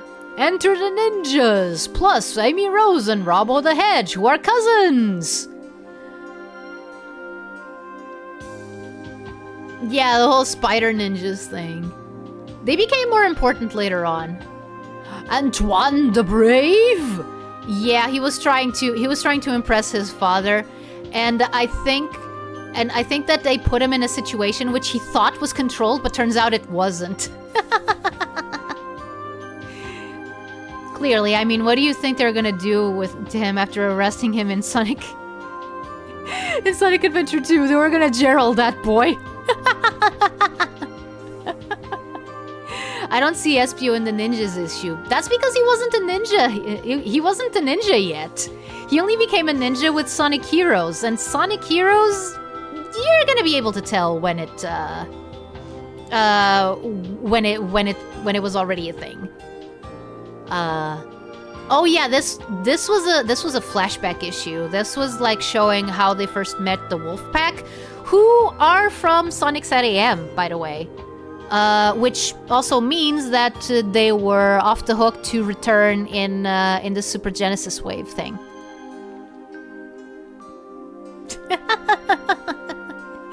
Yeah. Guess what was popular during this time? I'll give you a hint. It includes... I'm aware, but you know, I couldn't resist. Yeah, that's okay. Yeah, and this one was like, I don't remember what actually happens in this, but like the whole thing with Knuckles was reaching its boiling point, and then Mammoth Mogul returns, and he does something very simple, very straightforward. Yeah. Well, everything in this comic is super simple, super straightforward. You don't need to read through like an entire encyclopedia to understand what the heck is going on. Ah, whoops. My stylus. But yeah. Knuckles faces a new challenge. I hope it's not another glove triangle. They also tried to pull that with Knuckles, by the way. And it wasn't with Rouge. Z Mutsky Run. Yeah, again, at this point in time, they were just doing one-offs. Okay, so this was the first appearance of Rouge the Bat. I don't remember what kind of misunderstanding there was for her to fight Bunny, but there was a misunderstanding, and none of them were too happy.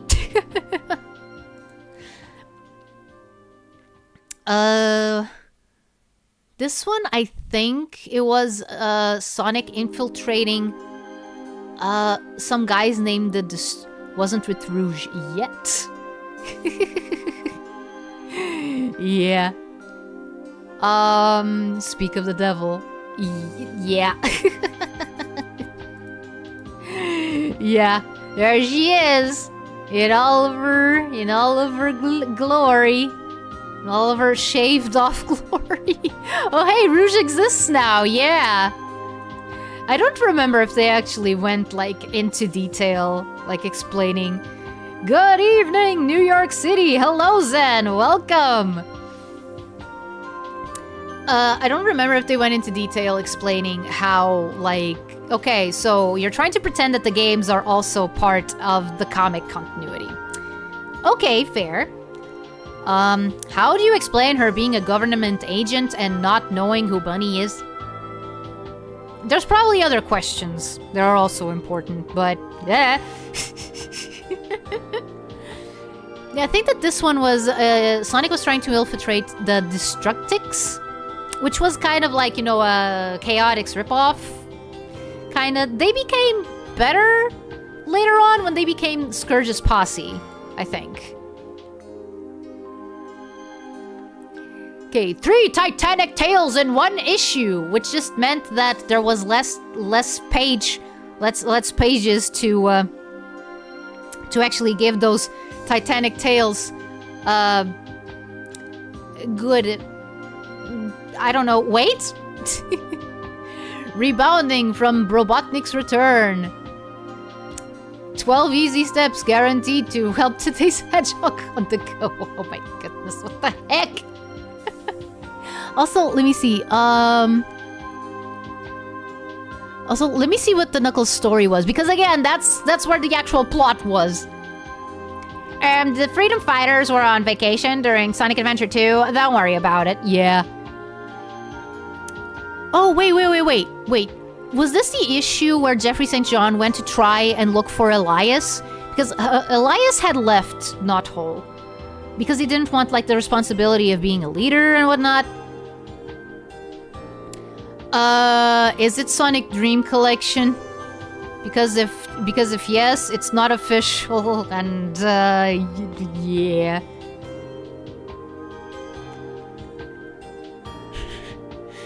Yeah. I also don't remember, was this when Knuckles died? Because yes, Knuckles died in the comic. But of course, death is a slap on the wrist in comics, so yeah. Rotor is 1 widget away from the truth in time code, but is the walrus too smart for his own good? I think that this was when Rotor was trying to hack into Nicole to try and understand who made her. Nicole, by the way, was Sally's PDA, personal digital assistant. My roommate Sonic. So yeah, Sonic Dreams Collection. Yeah, this cover, I like this cover. Well, wait, which one? This one. Yeah. Yeah, no, this one is really good.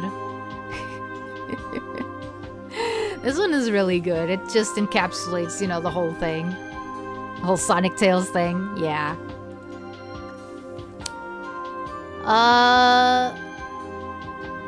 Oh, right. Oh, yeah, okay. So, during this issue, Knuckles was already dead. Knuckles is already dead here. But who has time to dwell on that when you can have Mina Mongoose with her anime eyes doing a concert to make the love triangle even clearer. You're scared? What? Because Knuckles died? Don't be scared, he comes back later. He comes back later, like, again, death is a slap on the wrist. Besides, he's actually going through, like, an afterlife arc. Well, not an arc. It's not an arc, he's just chilling out with a goddess-esque being and finding out more stuff about his ancestors and stuff, and yeah. Knuckles is dead, let's party! Yeah! Okay. Yeah. No, okay, now I don't remember. Did Elias actually come back in this issue, or was this the issue in which they went to try to get him back? Don't know, don't remember. Oh, okay. And this, for a while, this story was also considered like one of the best ones. I don't know if it's one of the best ones. I don't think so, because love triangle. Don't like it. But, and this is a big but, it was very well drawn. It was drawn by Jay Axer, which was at the time one of the most like detailed artists that they had working on the comic.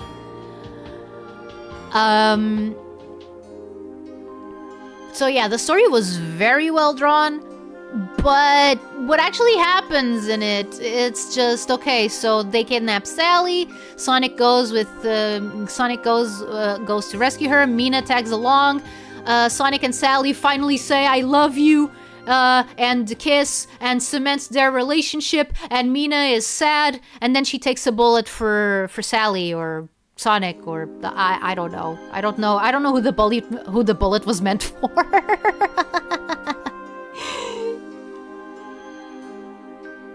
Don't they say the goddess appears differently to everyone, and then have her almost exclusively show up as an echidna anyway? Yeah, they do that. They do that. It's just that, you know, since Knuckles was the first one who saw her, and since we have never seen her before Knuckles did, supposedly we also see her as a goddess, as an echidna, like whatever.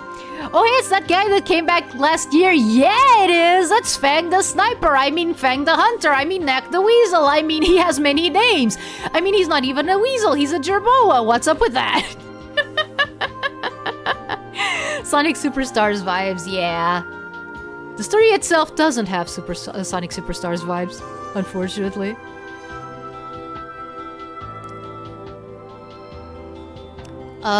Who or what is the last Robian? Oh, wait, was there... Wait. Was the point where like, there was that wave that made everyone turn back into Mobians? Did that already happen? Because, like, this is saying, okay, who or what is the last Robian? Or is this the issue in which that happens? Because I remember that one of the problems that Sonic went through is that all of the Robians got changed back into Robians. They were all de-roboticized at the same time, except for his dad. Which, you know, it's a little bit concerning. Torn between two hotties, you know, for kids!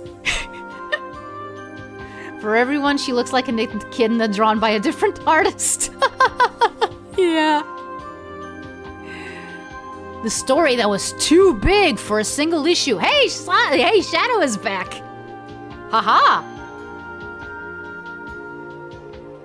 Why is Sally 60% legs? Because Sally is just a human with a cartoon head. Basically. At least drawn in this style is what she is. You're right, it's not enough! More legs! Sonic's dad didn't de-roboticize from the wave. It was later revealed it's because he still needed it to stay alive. Oh, yeah, right! Right. Right. Apologize for my ignorance. Again, it's been a while.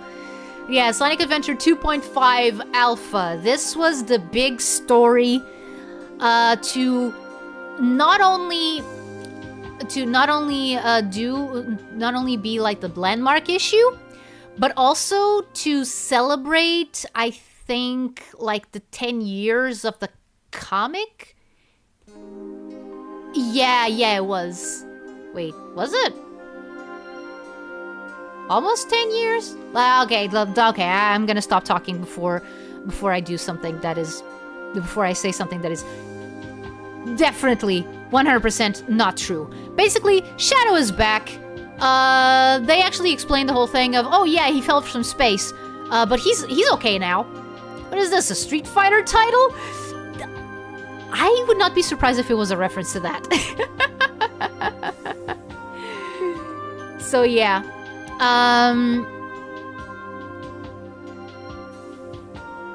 Wait, did the comic start in 1994 like I've been saying, or did it start in 1993? Let me just check.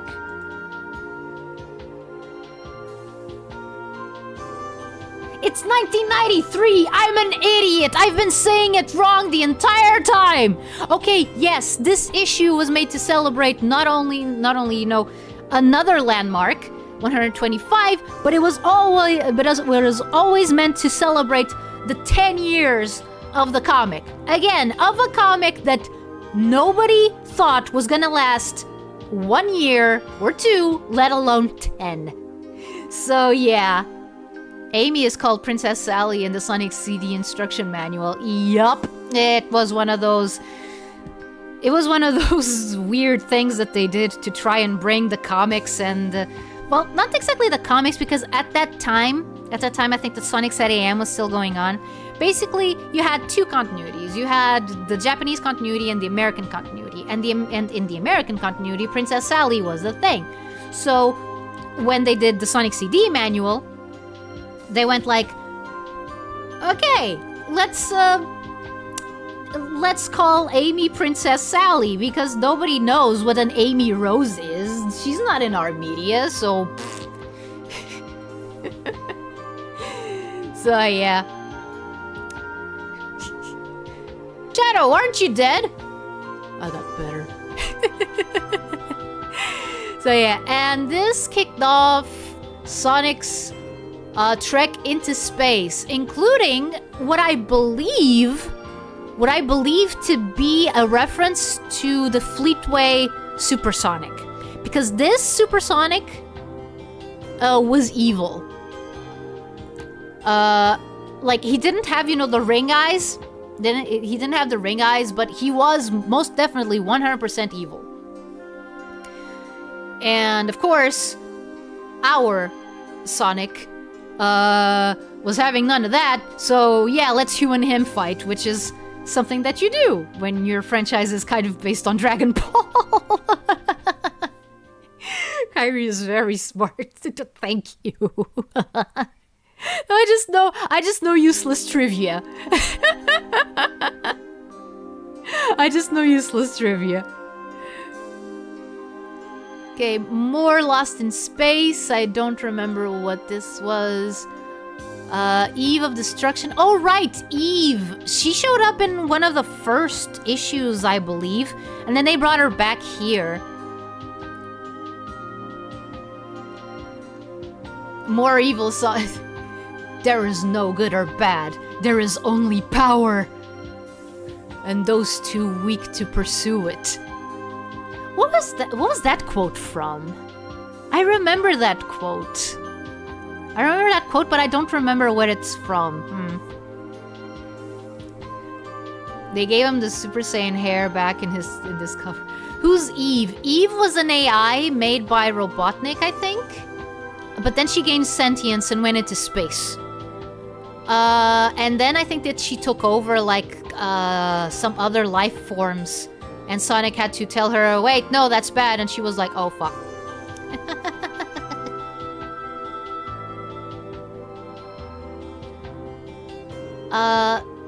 It's a quote from me. Yes. Okay, there you have it. It's a quote from Zen.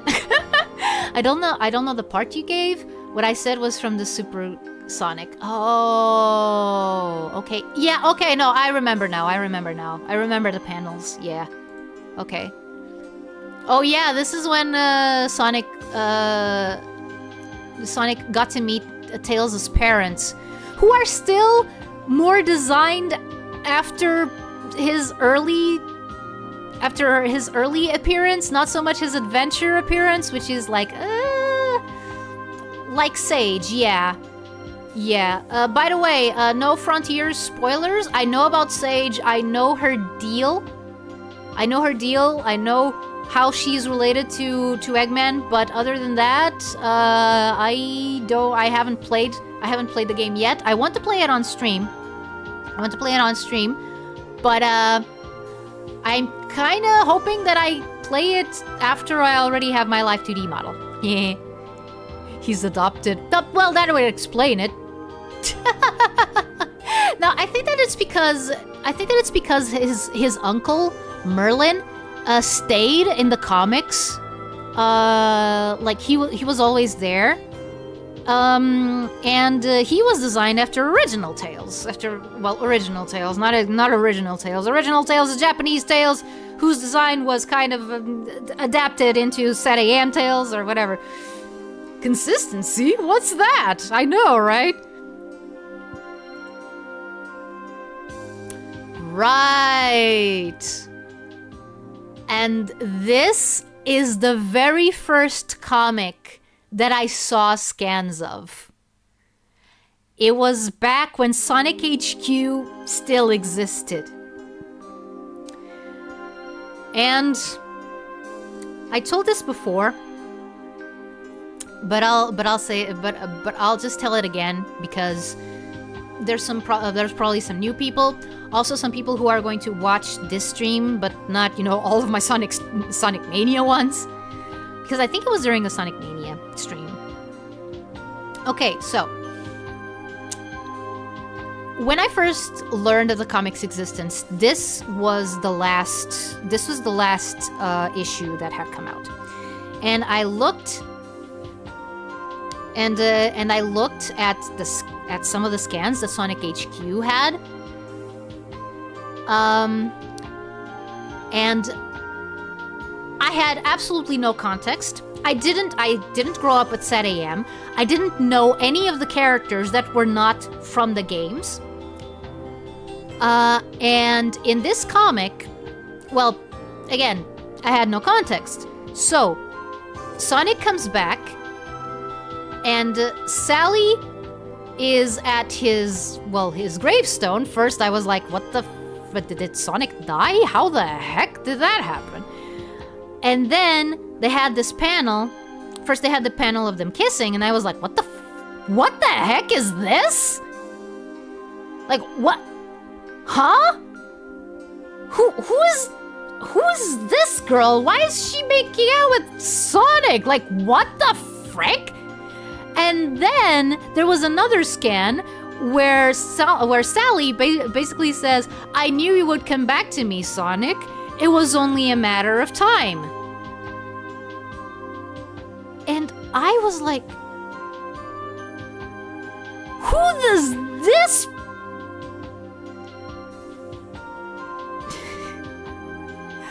Who does this chick think she is? Who does this chick thinks she is talking about Sonic like that? You're nobody.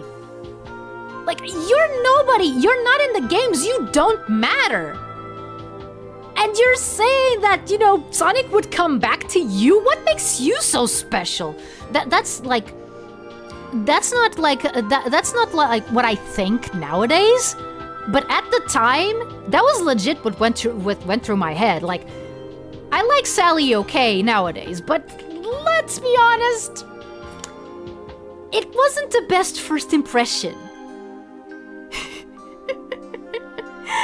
It was not the best first impression. So the first impression that I got of the Archie comics was, okay, so they're super romance-based, because this apparently was a thing that was important, and they have these characters who are not game characters, but they get off just thinking that they're as important as the game characters, when that is clearly, in my head at the time, at least, not true.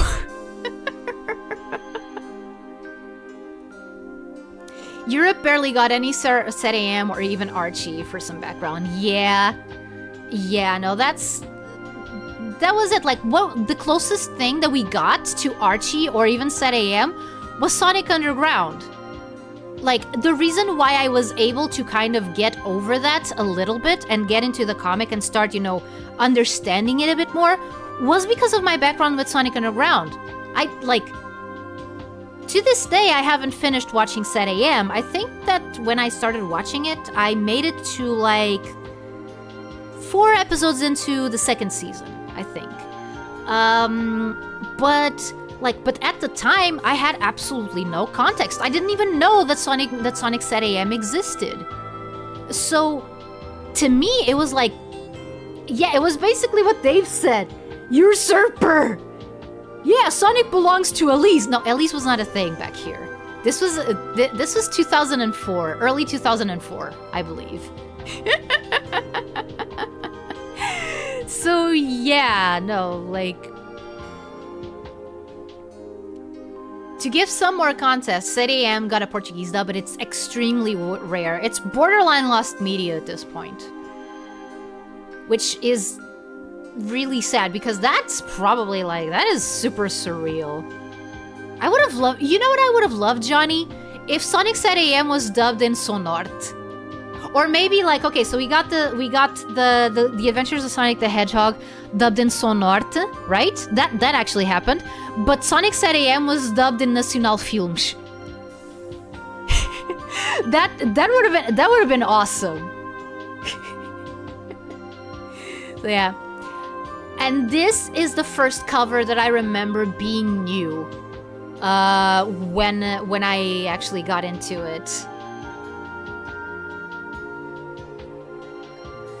And I don't know, like, I still love this cover. I still love this cover. You know, it has the weirdness of the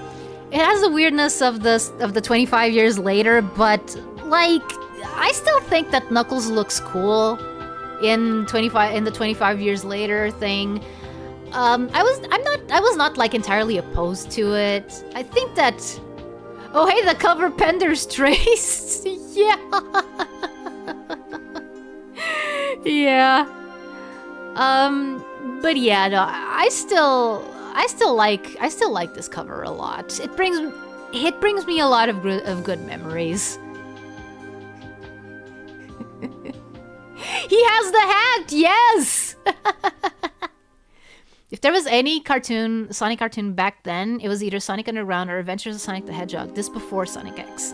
Yeah, but yeah, it would have been cool if Sonart dubbed Set AM. Yeah, have some continuity between. I come back and you're still here? Lucky! Yeah, I'm gonna try going until like 9:30. 9:30 GMT, by the way, because yeah, we're still not done with Sonic covers. We're still not done with Sonic covers, and I want to at least get to the Knuckles covers. And the Sonic Universe ones. And yeah, we are still in the Ballers era. During this time, Carl Ballers was still the head writer. Ken Penders was a sub, basically. Oh, by the way, Alexa, I just said something that you would probably find interesting. I just posited, like, what if? Okay, we got Adventures of Sonic the Hedgehog, dubbed by Sonort, right? What if we got Sonic Set AM and that was dubbed in Nacional Films? Or Sonort, but I think that would be interesting. You know, like the different. The different tones. Is that Fiona there? Yes, it is. She was a part of the Freedom Fighters by the time Sonic came back from his space exploration, which was which took like a year. Like there was a time skip. There was a time skip during the time that Sonic was in space. So basically, this is 1 year after. By the way, this cover initially was badly colored. You know how some people rage when Sonic has blue arms? Well, this one when it was initially released, Knuckles' arm was skin colored like Sonic's. Let me just check Nacional's repertoire. Oh, dude, they were like the biggest. They were the biggest dubbing studio during the 90s. Like, it was only when Novaga started doing their stuff that they started falling off because of, cut costs and all of that. Because Novaga was dirt cheap. So yeah, so this arc they used to establish a lot of new things, like in the time skip. And oh boy, this issue was kind of this one was kind of controversial. Okay, so I don't know if this happened because of Sega mandates already of Sonic not being able to be in any relationship, but this issue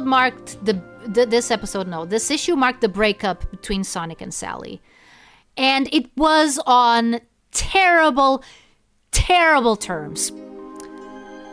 In short, Sally wanted Sonic to rule besides her. And Sonic said that he couldn't because this is like Sally took more of a bystander position during this time skip. She was like traumatized and Sonic almost got killed during the last story. So she kind of had a rebound, and she wanted to keep Sonic. She wanted to keep Sonic close to her, and Sonic said, "No, I have to fight." And then Sally slaps him and calls him selfish.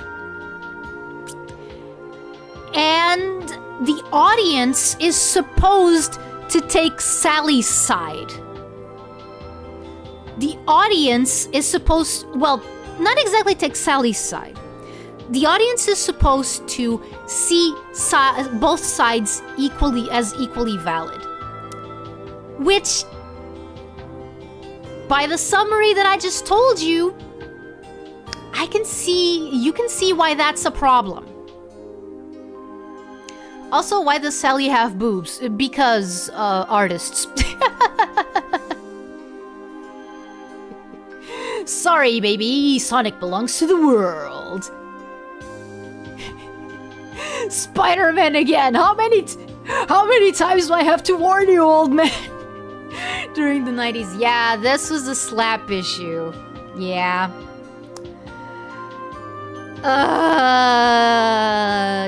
Yeah. This was like... The comic was already, kind of floundering a little bit. Because, again, Carl Ballers had a bit of a problem. He was good, but he was not excellent. So, what happens is... a lot of his stories kind of fall flat, and while he did a pretty good job with the Zorda thing, it was obvious that it was not gonna last. Then we had this. I still don't understand what was I understand wanting them separated, especially if it is a Sega mandate. But good golly, the way that they went about it is not good. Not good at all. Hello.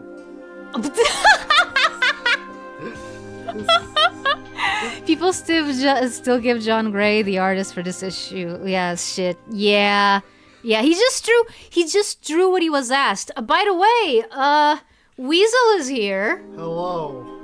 How are you guys doing? Are you enjoying the Sonics? Oh no, I've been possessed by my own brother. Oh, how awful.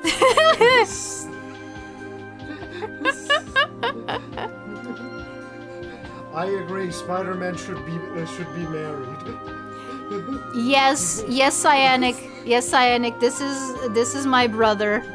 This is my brother. His name is Weasel. I'm actually here, not for the best reasons. I am looking at the time. We need to have dinner. And you're not going to be able to go through 270 issues before dinner. I was thinking of trying to go until like 9:30. Oh, like the stream to go until 9:30. Okay, Yeah. that makes sense. Yeah. That does make sense. What I was going to suggest was to stop at 150, but I also like that idea. Yeah, no. If my calculations are correct, I might be able to stop at 200, which is a little bit of a better number. Sonic Core, how dare you? Maybe I am. I don't know. I've had an existential crisis recently when I found that out.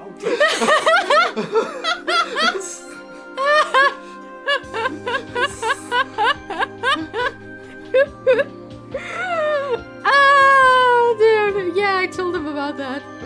No, you didn't tell me. Oh, you told them. Okay, Yeah, yes. I told Yeah, them. because I found that out. Oh man. Alright, then what I'm going to tell you is that me and Mom are still going to have dinner and you come when you do. Okay. essentially. Okay. Well, hope you guys have fun. Go on with the Sanics. Also a big fan of this comic, even with its tons and tons of flaws. Weasel VTuber model when? I don't know. Stop pressuring me, Alexa. I know you. I already made like a basic design. I already made like a basic design. I'll probably post it. I'll probably post it on the. Nah, I prefer to actually finish. I'm just telling you all that. Oh, Especially okay. if it's my model when it makes sense for me to show it. Okay. Just saying it. Okay, fine. All right, you guys have fun. Me and our mom are going to have dinner. See ya then. Okay, bye. Bye. Bone apple teeth. So yeah, no, but yeah, he is gonna get one eventually, even if it's just, PNG tuber like I am now. Weasel deny. You're part of the group, Weasel. You can't escape us.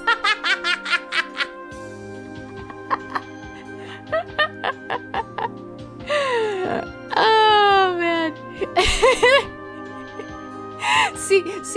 see why I want to collab with him. Shaman Kairi channeling spirits again. Shake my head. Yep.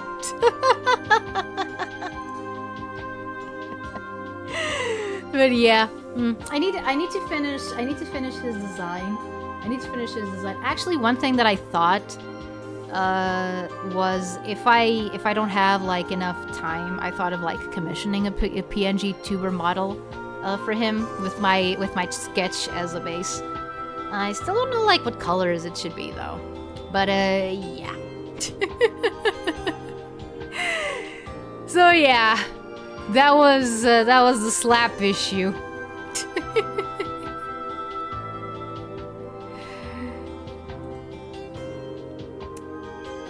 I don't remember who this was supposed to be. I think channeling the spirit of his totally dead brother, yes.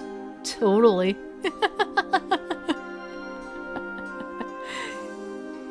Atlantean colors. Oh man. I kind of wanted to do that, but he doesn't want to be part of the lore. I mean, he doesn't mind the lore. He doesn't mind lore accurate Kairi having a brother who is his younger brother, who is also taller than him, and who has also some similar interests and all of that. He doesn't mind that, but he doesn't want his model to be lore accurate to that. You know, he wants to be his own thing. Which I understand. He's been a content creator for longer than I have, so yeah. And then his brother reincarnated as a weasel. Yeah. He is the mystery man. Like this dude. I think that this was actually Tommy Turtle. I don't remember. Tommy Turtle, aka... what is this? An isekai? Yeah. Yes. Yeah. Tommy Turtle was one of the most popular characters of the entire comic. Just kidding! He was one of the most hated characters in the entire comic, and people still can't understand why the comic was so intent on bringing him back over and over and over and over and over and over, even though nobody liked him. Like, I don't understand either. Like, for example, here, like the whole reason Sonic is doing the Pietà thing with his father is because Tommy Turtle, or at least a robotic version of Tommy Turtle, drilled a hole into his chest, which you can't see in the cover because that would be spoilers, I guess. I don't know. I don't understand. And then we have to feel bad for him, apparently. We just did the Pietà thing, and it was with a character that people actually liked. You're not going to elicit the same response from having Tommy Turtle.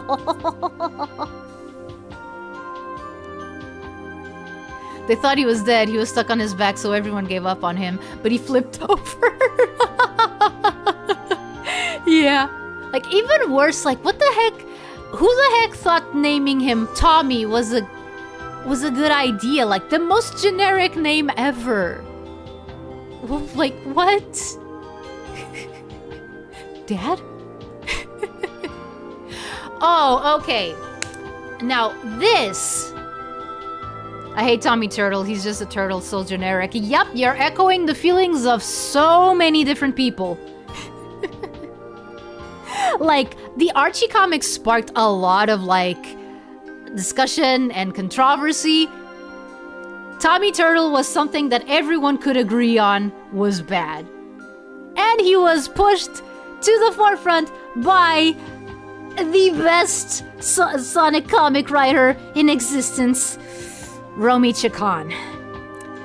Romy Chacon was one of, if not the worst Sonic comic writer in the entire comic. She did not know how to do anything. Her scripts were bad. Her stories were bad. Her directions were bad. Like, her ideas were bad. Everything about that woman's writing was bad. Like, I don't understand. Like, I don't understand how she was even hired. Like, and even the few good ideas that she had, if she was the one writing them, she would ruin them. And we're gonna see an example of that pretty soon. This cover looks traced. I mean, it probably was to an extent. This one wasn't, though. This was just Spaz emulating Uekawa's style. This, I don't know if it was, like, actually traced. I don't really have any receipts. Pretty sure Ian killed Tommy Turtle. Yes.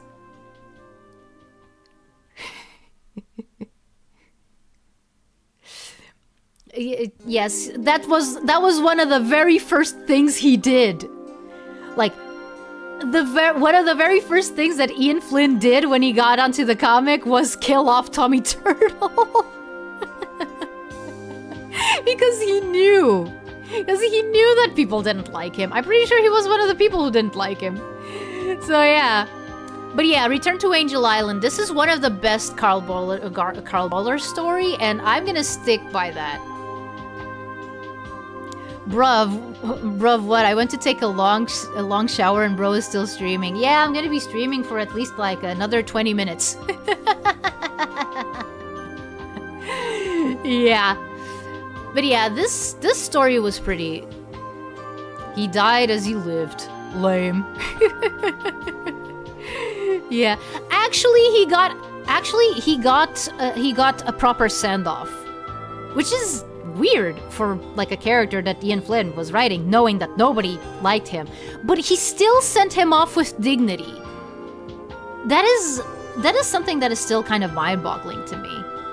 Like, yeah, he killed off Tommy Turtle, but he killed him off with dignity. He had him do a heroic sacrifice. Like, he did not ignore the fact that the characters liked him. Basically, he didn't have just everyone just going like, Tommy Turtle, I always hated that guy, after, you know, after a bunch of issues where they were totally fine with him. He didn't do that. So yeah. But yeah, Return to Angel Island. Of course, I'm biased, echidnas, of course. But yeah, and this was also the introduction of Dr. Finitivus, aka one of the best villains the comic ever had. Especially in Ian Flynn's hands. Also, this is also the time where Lienda... Oh hey, it's the cover that I used for my thumbnail! So, yeah. Also, Lienda only started being a better character when she was written by Carl Ballers and refined by Ian Flynn. Lienda, by the way, was part of the Dark Legion. She was a descendant of Dimitri, the original Enerjack. Well, not the original Enerjack, because the original Enerjack had already existed. Like, it was a legacy kind of thing. So yeah, aka the Dr. Zachary clone. Yeah, except that Dr. Zachary never got to be as much of a threat as Dr. Finitivus was. This one looks pretty good. Yeah, which is why I used it. This is the first comic that I actually have physically. I was super happy to be able to get one of the Return to Angel Island issues. But yeah, I really like this story. Also, it saw the return of Super Knuckles. Oh yeah, Knuckles during this time was going through, like, ever since he got back from the afterlife, he didn't have his powers, and in this issue, he got them back. It's insane how well Spaz mimicked Uekawa's style and later the classic style. Yeah. These hyenas in the background? No, they're dingoes. No, they're dingoes. Oh man, the whole dingo thing. Okay, so that gets into Pander's shenanigans. I'm probably gonna talk about that, like, when we do, like, the Knuckles covers. But yeah, no, the dingoes, they were a whole thing. Also, that echidna in the middle is Knuckles' dad. Like, they adjusted his design so it would look a little less Star Wars-y and more like in line with what the echidnas are represented like in the games. From Down Under, yeah. Actually, it was Hyper Knuckles in Archie. I'm pretty sure it was changed back later, though. Yeah. Yeah, no, they did do that thing. They're like, oh yeah, no, Super Sonic is super. Dingo, where's Sleet? That's what I wonder. That's what I've wondered this entire time. I have no idea where Sleet is. Okay, so this story was written by Romicha Khan. And the idea of there being like an original group of freedom fighters that Sonic and his friends got the idea from, that's a good idea, and it fleshes out the world. However, it was so badly written. Like common tropes, like cliches all around. Like, the characters barely get any characterization. We don't know anything about them. Turbo Tails too, yeah. Oh, who's the lady in the middle? Oh, that's Lienda. That's Lienda. That's the character I was talking about. Okay, so she was the leader of... well, she wanted to be the leader of the Dark Legion, aka the technologically advanced echidnas. For the longest time, and she finally got that wish. She was kind of I don't know, like, I know that there are other characters like her in other media, but I don't remember. Like, Nux family shenanigans. Yup, Nux family shenanigans.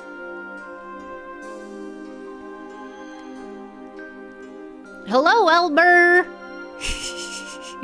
And Sonic is also there, I guess. Yeah. But yeah, so this is where I realized that, yeah, Romichi-kan. Oh, right. And then they try to do the whole thing of, oh, they were betrayed by one of their own. Oh dear. She's the type of character to make a non-furry say, I'm not a furry, but... Oh man. Yeah, then you don't want to Google her. Then you don't want to Google her.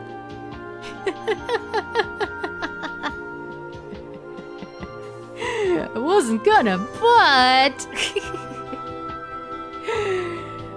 so yeah, this was supposed to be foreshadowing for something that would happen later on.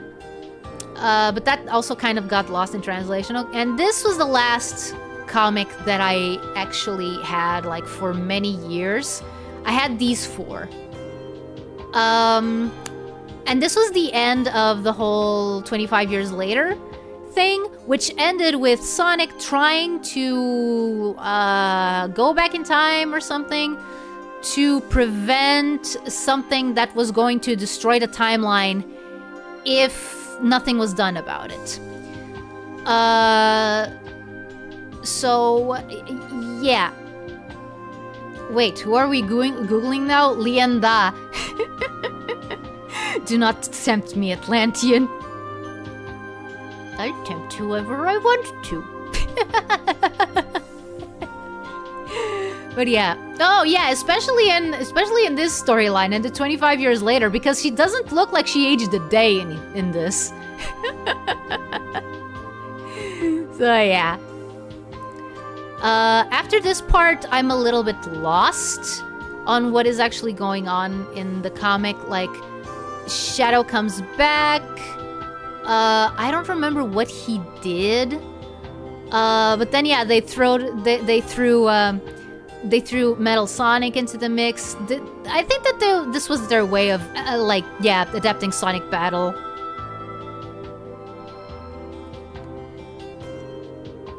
Why is Sonic's lower leg more realistic than the rest of him? Oh, this is the meme art style. Oh, wait, which one? Which one? This? This is? Do not diss my man Stephen Butler like that. No, but I understand. I understand. Hey, battle cover, yeah! Why is Sonic's lower leg more realistic than the rest of him? Because comic books. I guess. We took those anatomy lessons and by golly, we're gonna use them. I'm only checking her wiki page and she already got me like, hello. Hello, nurse. Yeah. Yeah, no, she had that effect on a lot of people. No, she was cool. She was cool. She was always getting shafted. Because like her whole thing was she wanted to be the leader of the Dark Legion, and every time she was able to do it, something happened, and the leadership had to go to someone else. See, I don't remember what was going on in this. Oh, Dear Lord, 150. What happened? Calm down, Yakko. Yeah, 150. What happened in this one? Oh, they discovered that Antoine was not actually Antoine during this time. Antoine had been acting like super out of character, like super cold and serious. And in this issue, they learned that it was not actually Antoine. It was his counterpart from the anti-verse, you know, Patch. So yeah. So yeah, that was the whole thing. Also it made it so that wait, did I skip the issue? Did I skip the issue in which Scourge gets with all the ladies? I think I probably did, because this is when I think Antoine comes back. Moebius was a whole thing, yeah.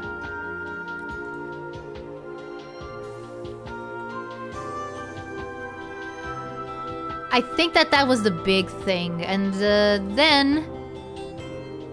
Wait, no. Then this, I have no idea what happens in it. Or was it this? Was it this one that had him go like with all the ladies? Only Dr. Kintowar was worth saving from Mobius. Hey, their bunny was alright too.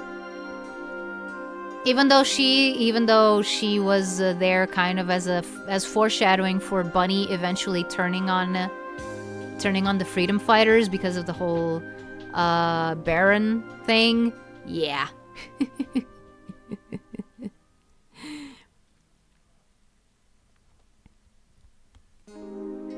Harem Sonic. Oh no, don't remind me that Scourge just pretended to be Sonic but to be with all the ladies. Loving the underwater wave effect had that only song came to mind. Oh, he slept with one, then another, so not necessarily, yeah. Nowhere to run! I have no idea what Sonic was running from. Also, I really don't like this guy's art style. It's just not my thing. And I don't remember why Mina was a target here. Like, I really don't remember this issue, this part of the comic. I assume this was when Scourge was still blue. Probably.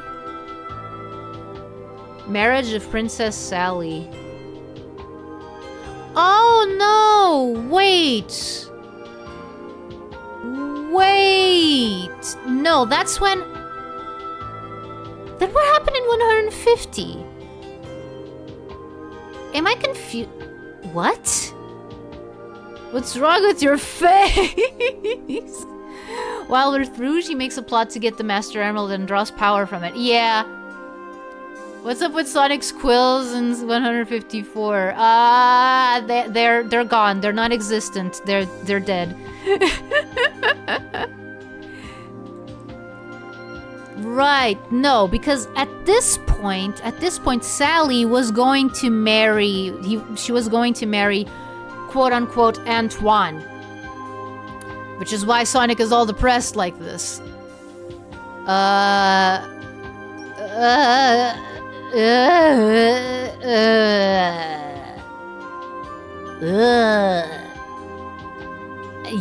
no, I don't like this art style. I don't like art style. I don't like this art style. Thank you. Thank you, Spaz. Okay, so basically what happened, Sonic's quills are non-existent. Then sad. Yup. Okay, so what happened was, she was going to marry Antoine, actually Patch, and then the truth come out. And she no marry Patch no more. 155, Sonic was so sad his squills became liquid. Yeah. What the hell is wrong with Sally's eyes? What do you mean her eyes? Did you see her mouth? So yeah, and this was them trying to go like with Shadow. And I think that around this time, this is where they were already having a lot of issues with Ken Penders. A lot of issues with Ken Penders because, again, this was during a point where Sega was trying to push for the comic to become closer to the games. And we could already see that in a lot of Carl Ballerz's writing, but Ken Penders refused to play ball. So he was axed. Gone. You're gone from the company. You're not gonna do Sonic stuff anymore. The truth come out. The Sonic the Hedgehog is gay. I mean, whole body, then mouth, then only set eyes. There's so much wrong with it, yeah. Just then, yeah, no, I don't know when it started. I just know that at this point it had already reached, it had already reached like the point of no return. Like, no, we're gonna replace you. Like, Fight Night. Okay. Sonic the Hedgehog, the blue blur. Yeah, I think that this was a part of the story where this was the last Penders story. So he decided you remember how cool Metal Sonic's design was in Heroes? Yeah, he decided to just take that and apply conservation of ninjutsu to it. So they made a lot of different robots based on Sonic. They went rogue. There were so many of them that you wouldn't give two diddly dicks if they got destroyed. So yeah, that was sad. That this being Ken Penders' last story before he got axed, yeah. Fender Penders made the Mecha Army, yep. The little metal Sonic eye in the middle of all the Neos. Yeah. Yeah. Just a little guy. Just a little dude. Look at him. And here we are. The start of the Ian Flynn era. And it's super interesting because if you go and read like this comic and this comic, you can tell the difference immediately. Like, I'm not even joking. The writing on this issue is so much better than what we were used to, with some small exceptions. Commence the Ian Flynn era! Exactly! We are in Ian Flynn territory. Only a while before he starts dragging on arcs throughout 1,000 years like it's a manga or something. I mean, I kid. Like, the thing is, if you binge read Ian Flynn's stories, they don't sound like forced at all. It's just that the problem is that people had to wait a whole month for, like, I don't know, 20 to 30 pages or something. So, yeah. So yeah, like, at the time it was harder to bear than it is now. So, yeah. Is it a hot take to like the Metal Army story? I don't think so, no. I don't think so. I myself haven't read it for a while. Like, the only thing that I remember about it is it being, you know, a little bit is it being kind of underwhelming.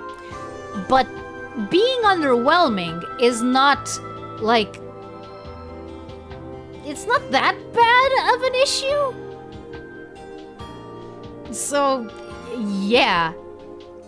That's why that issue is mostly recommended for newcomers. Yeah.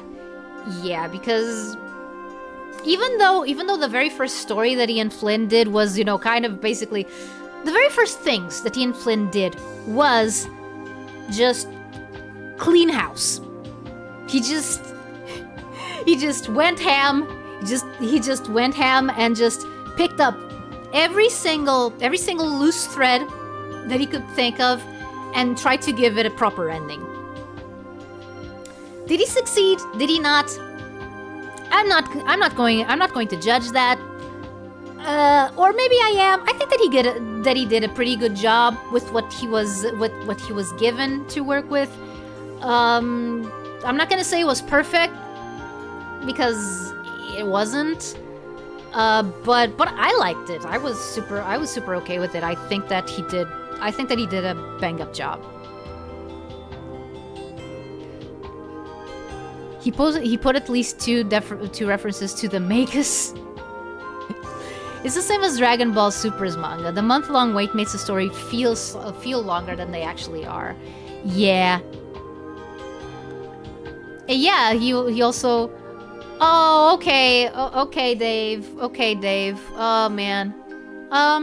Actually, you know what?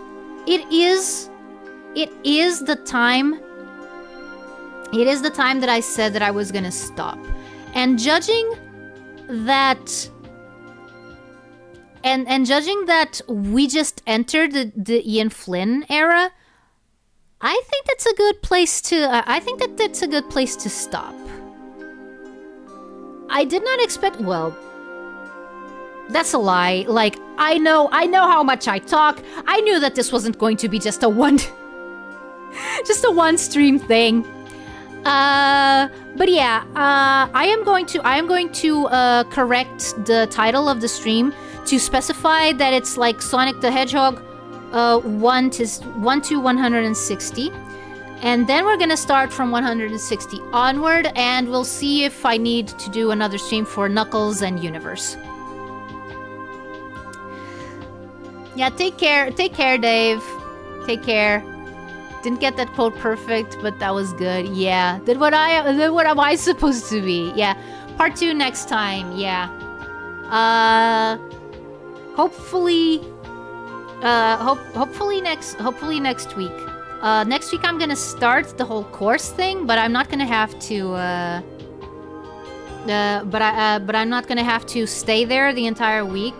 Like, I'm gonna come and go. So yeah. So yeah. What are the odds? Thank you.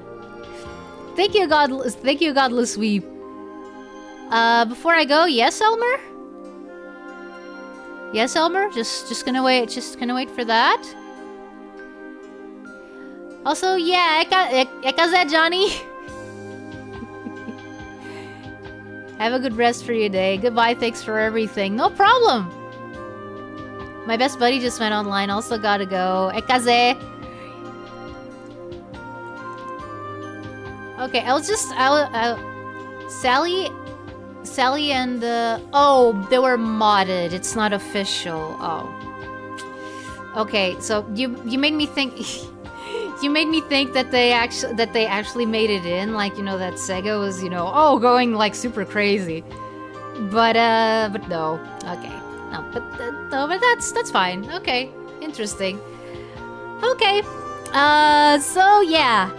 Whether you're watching this live or the VOD, know that your presence is always appreciated.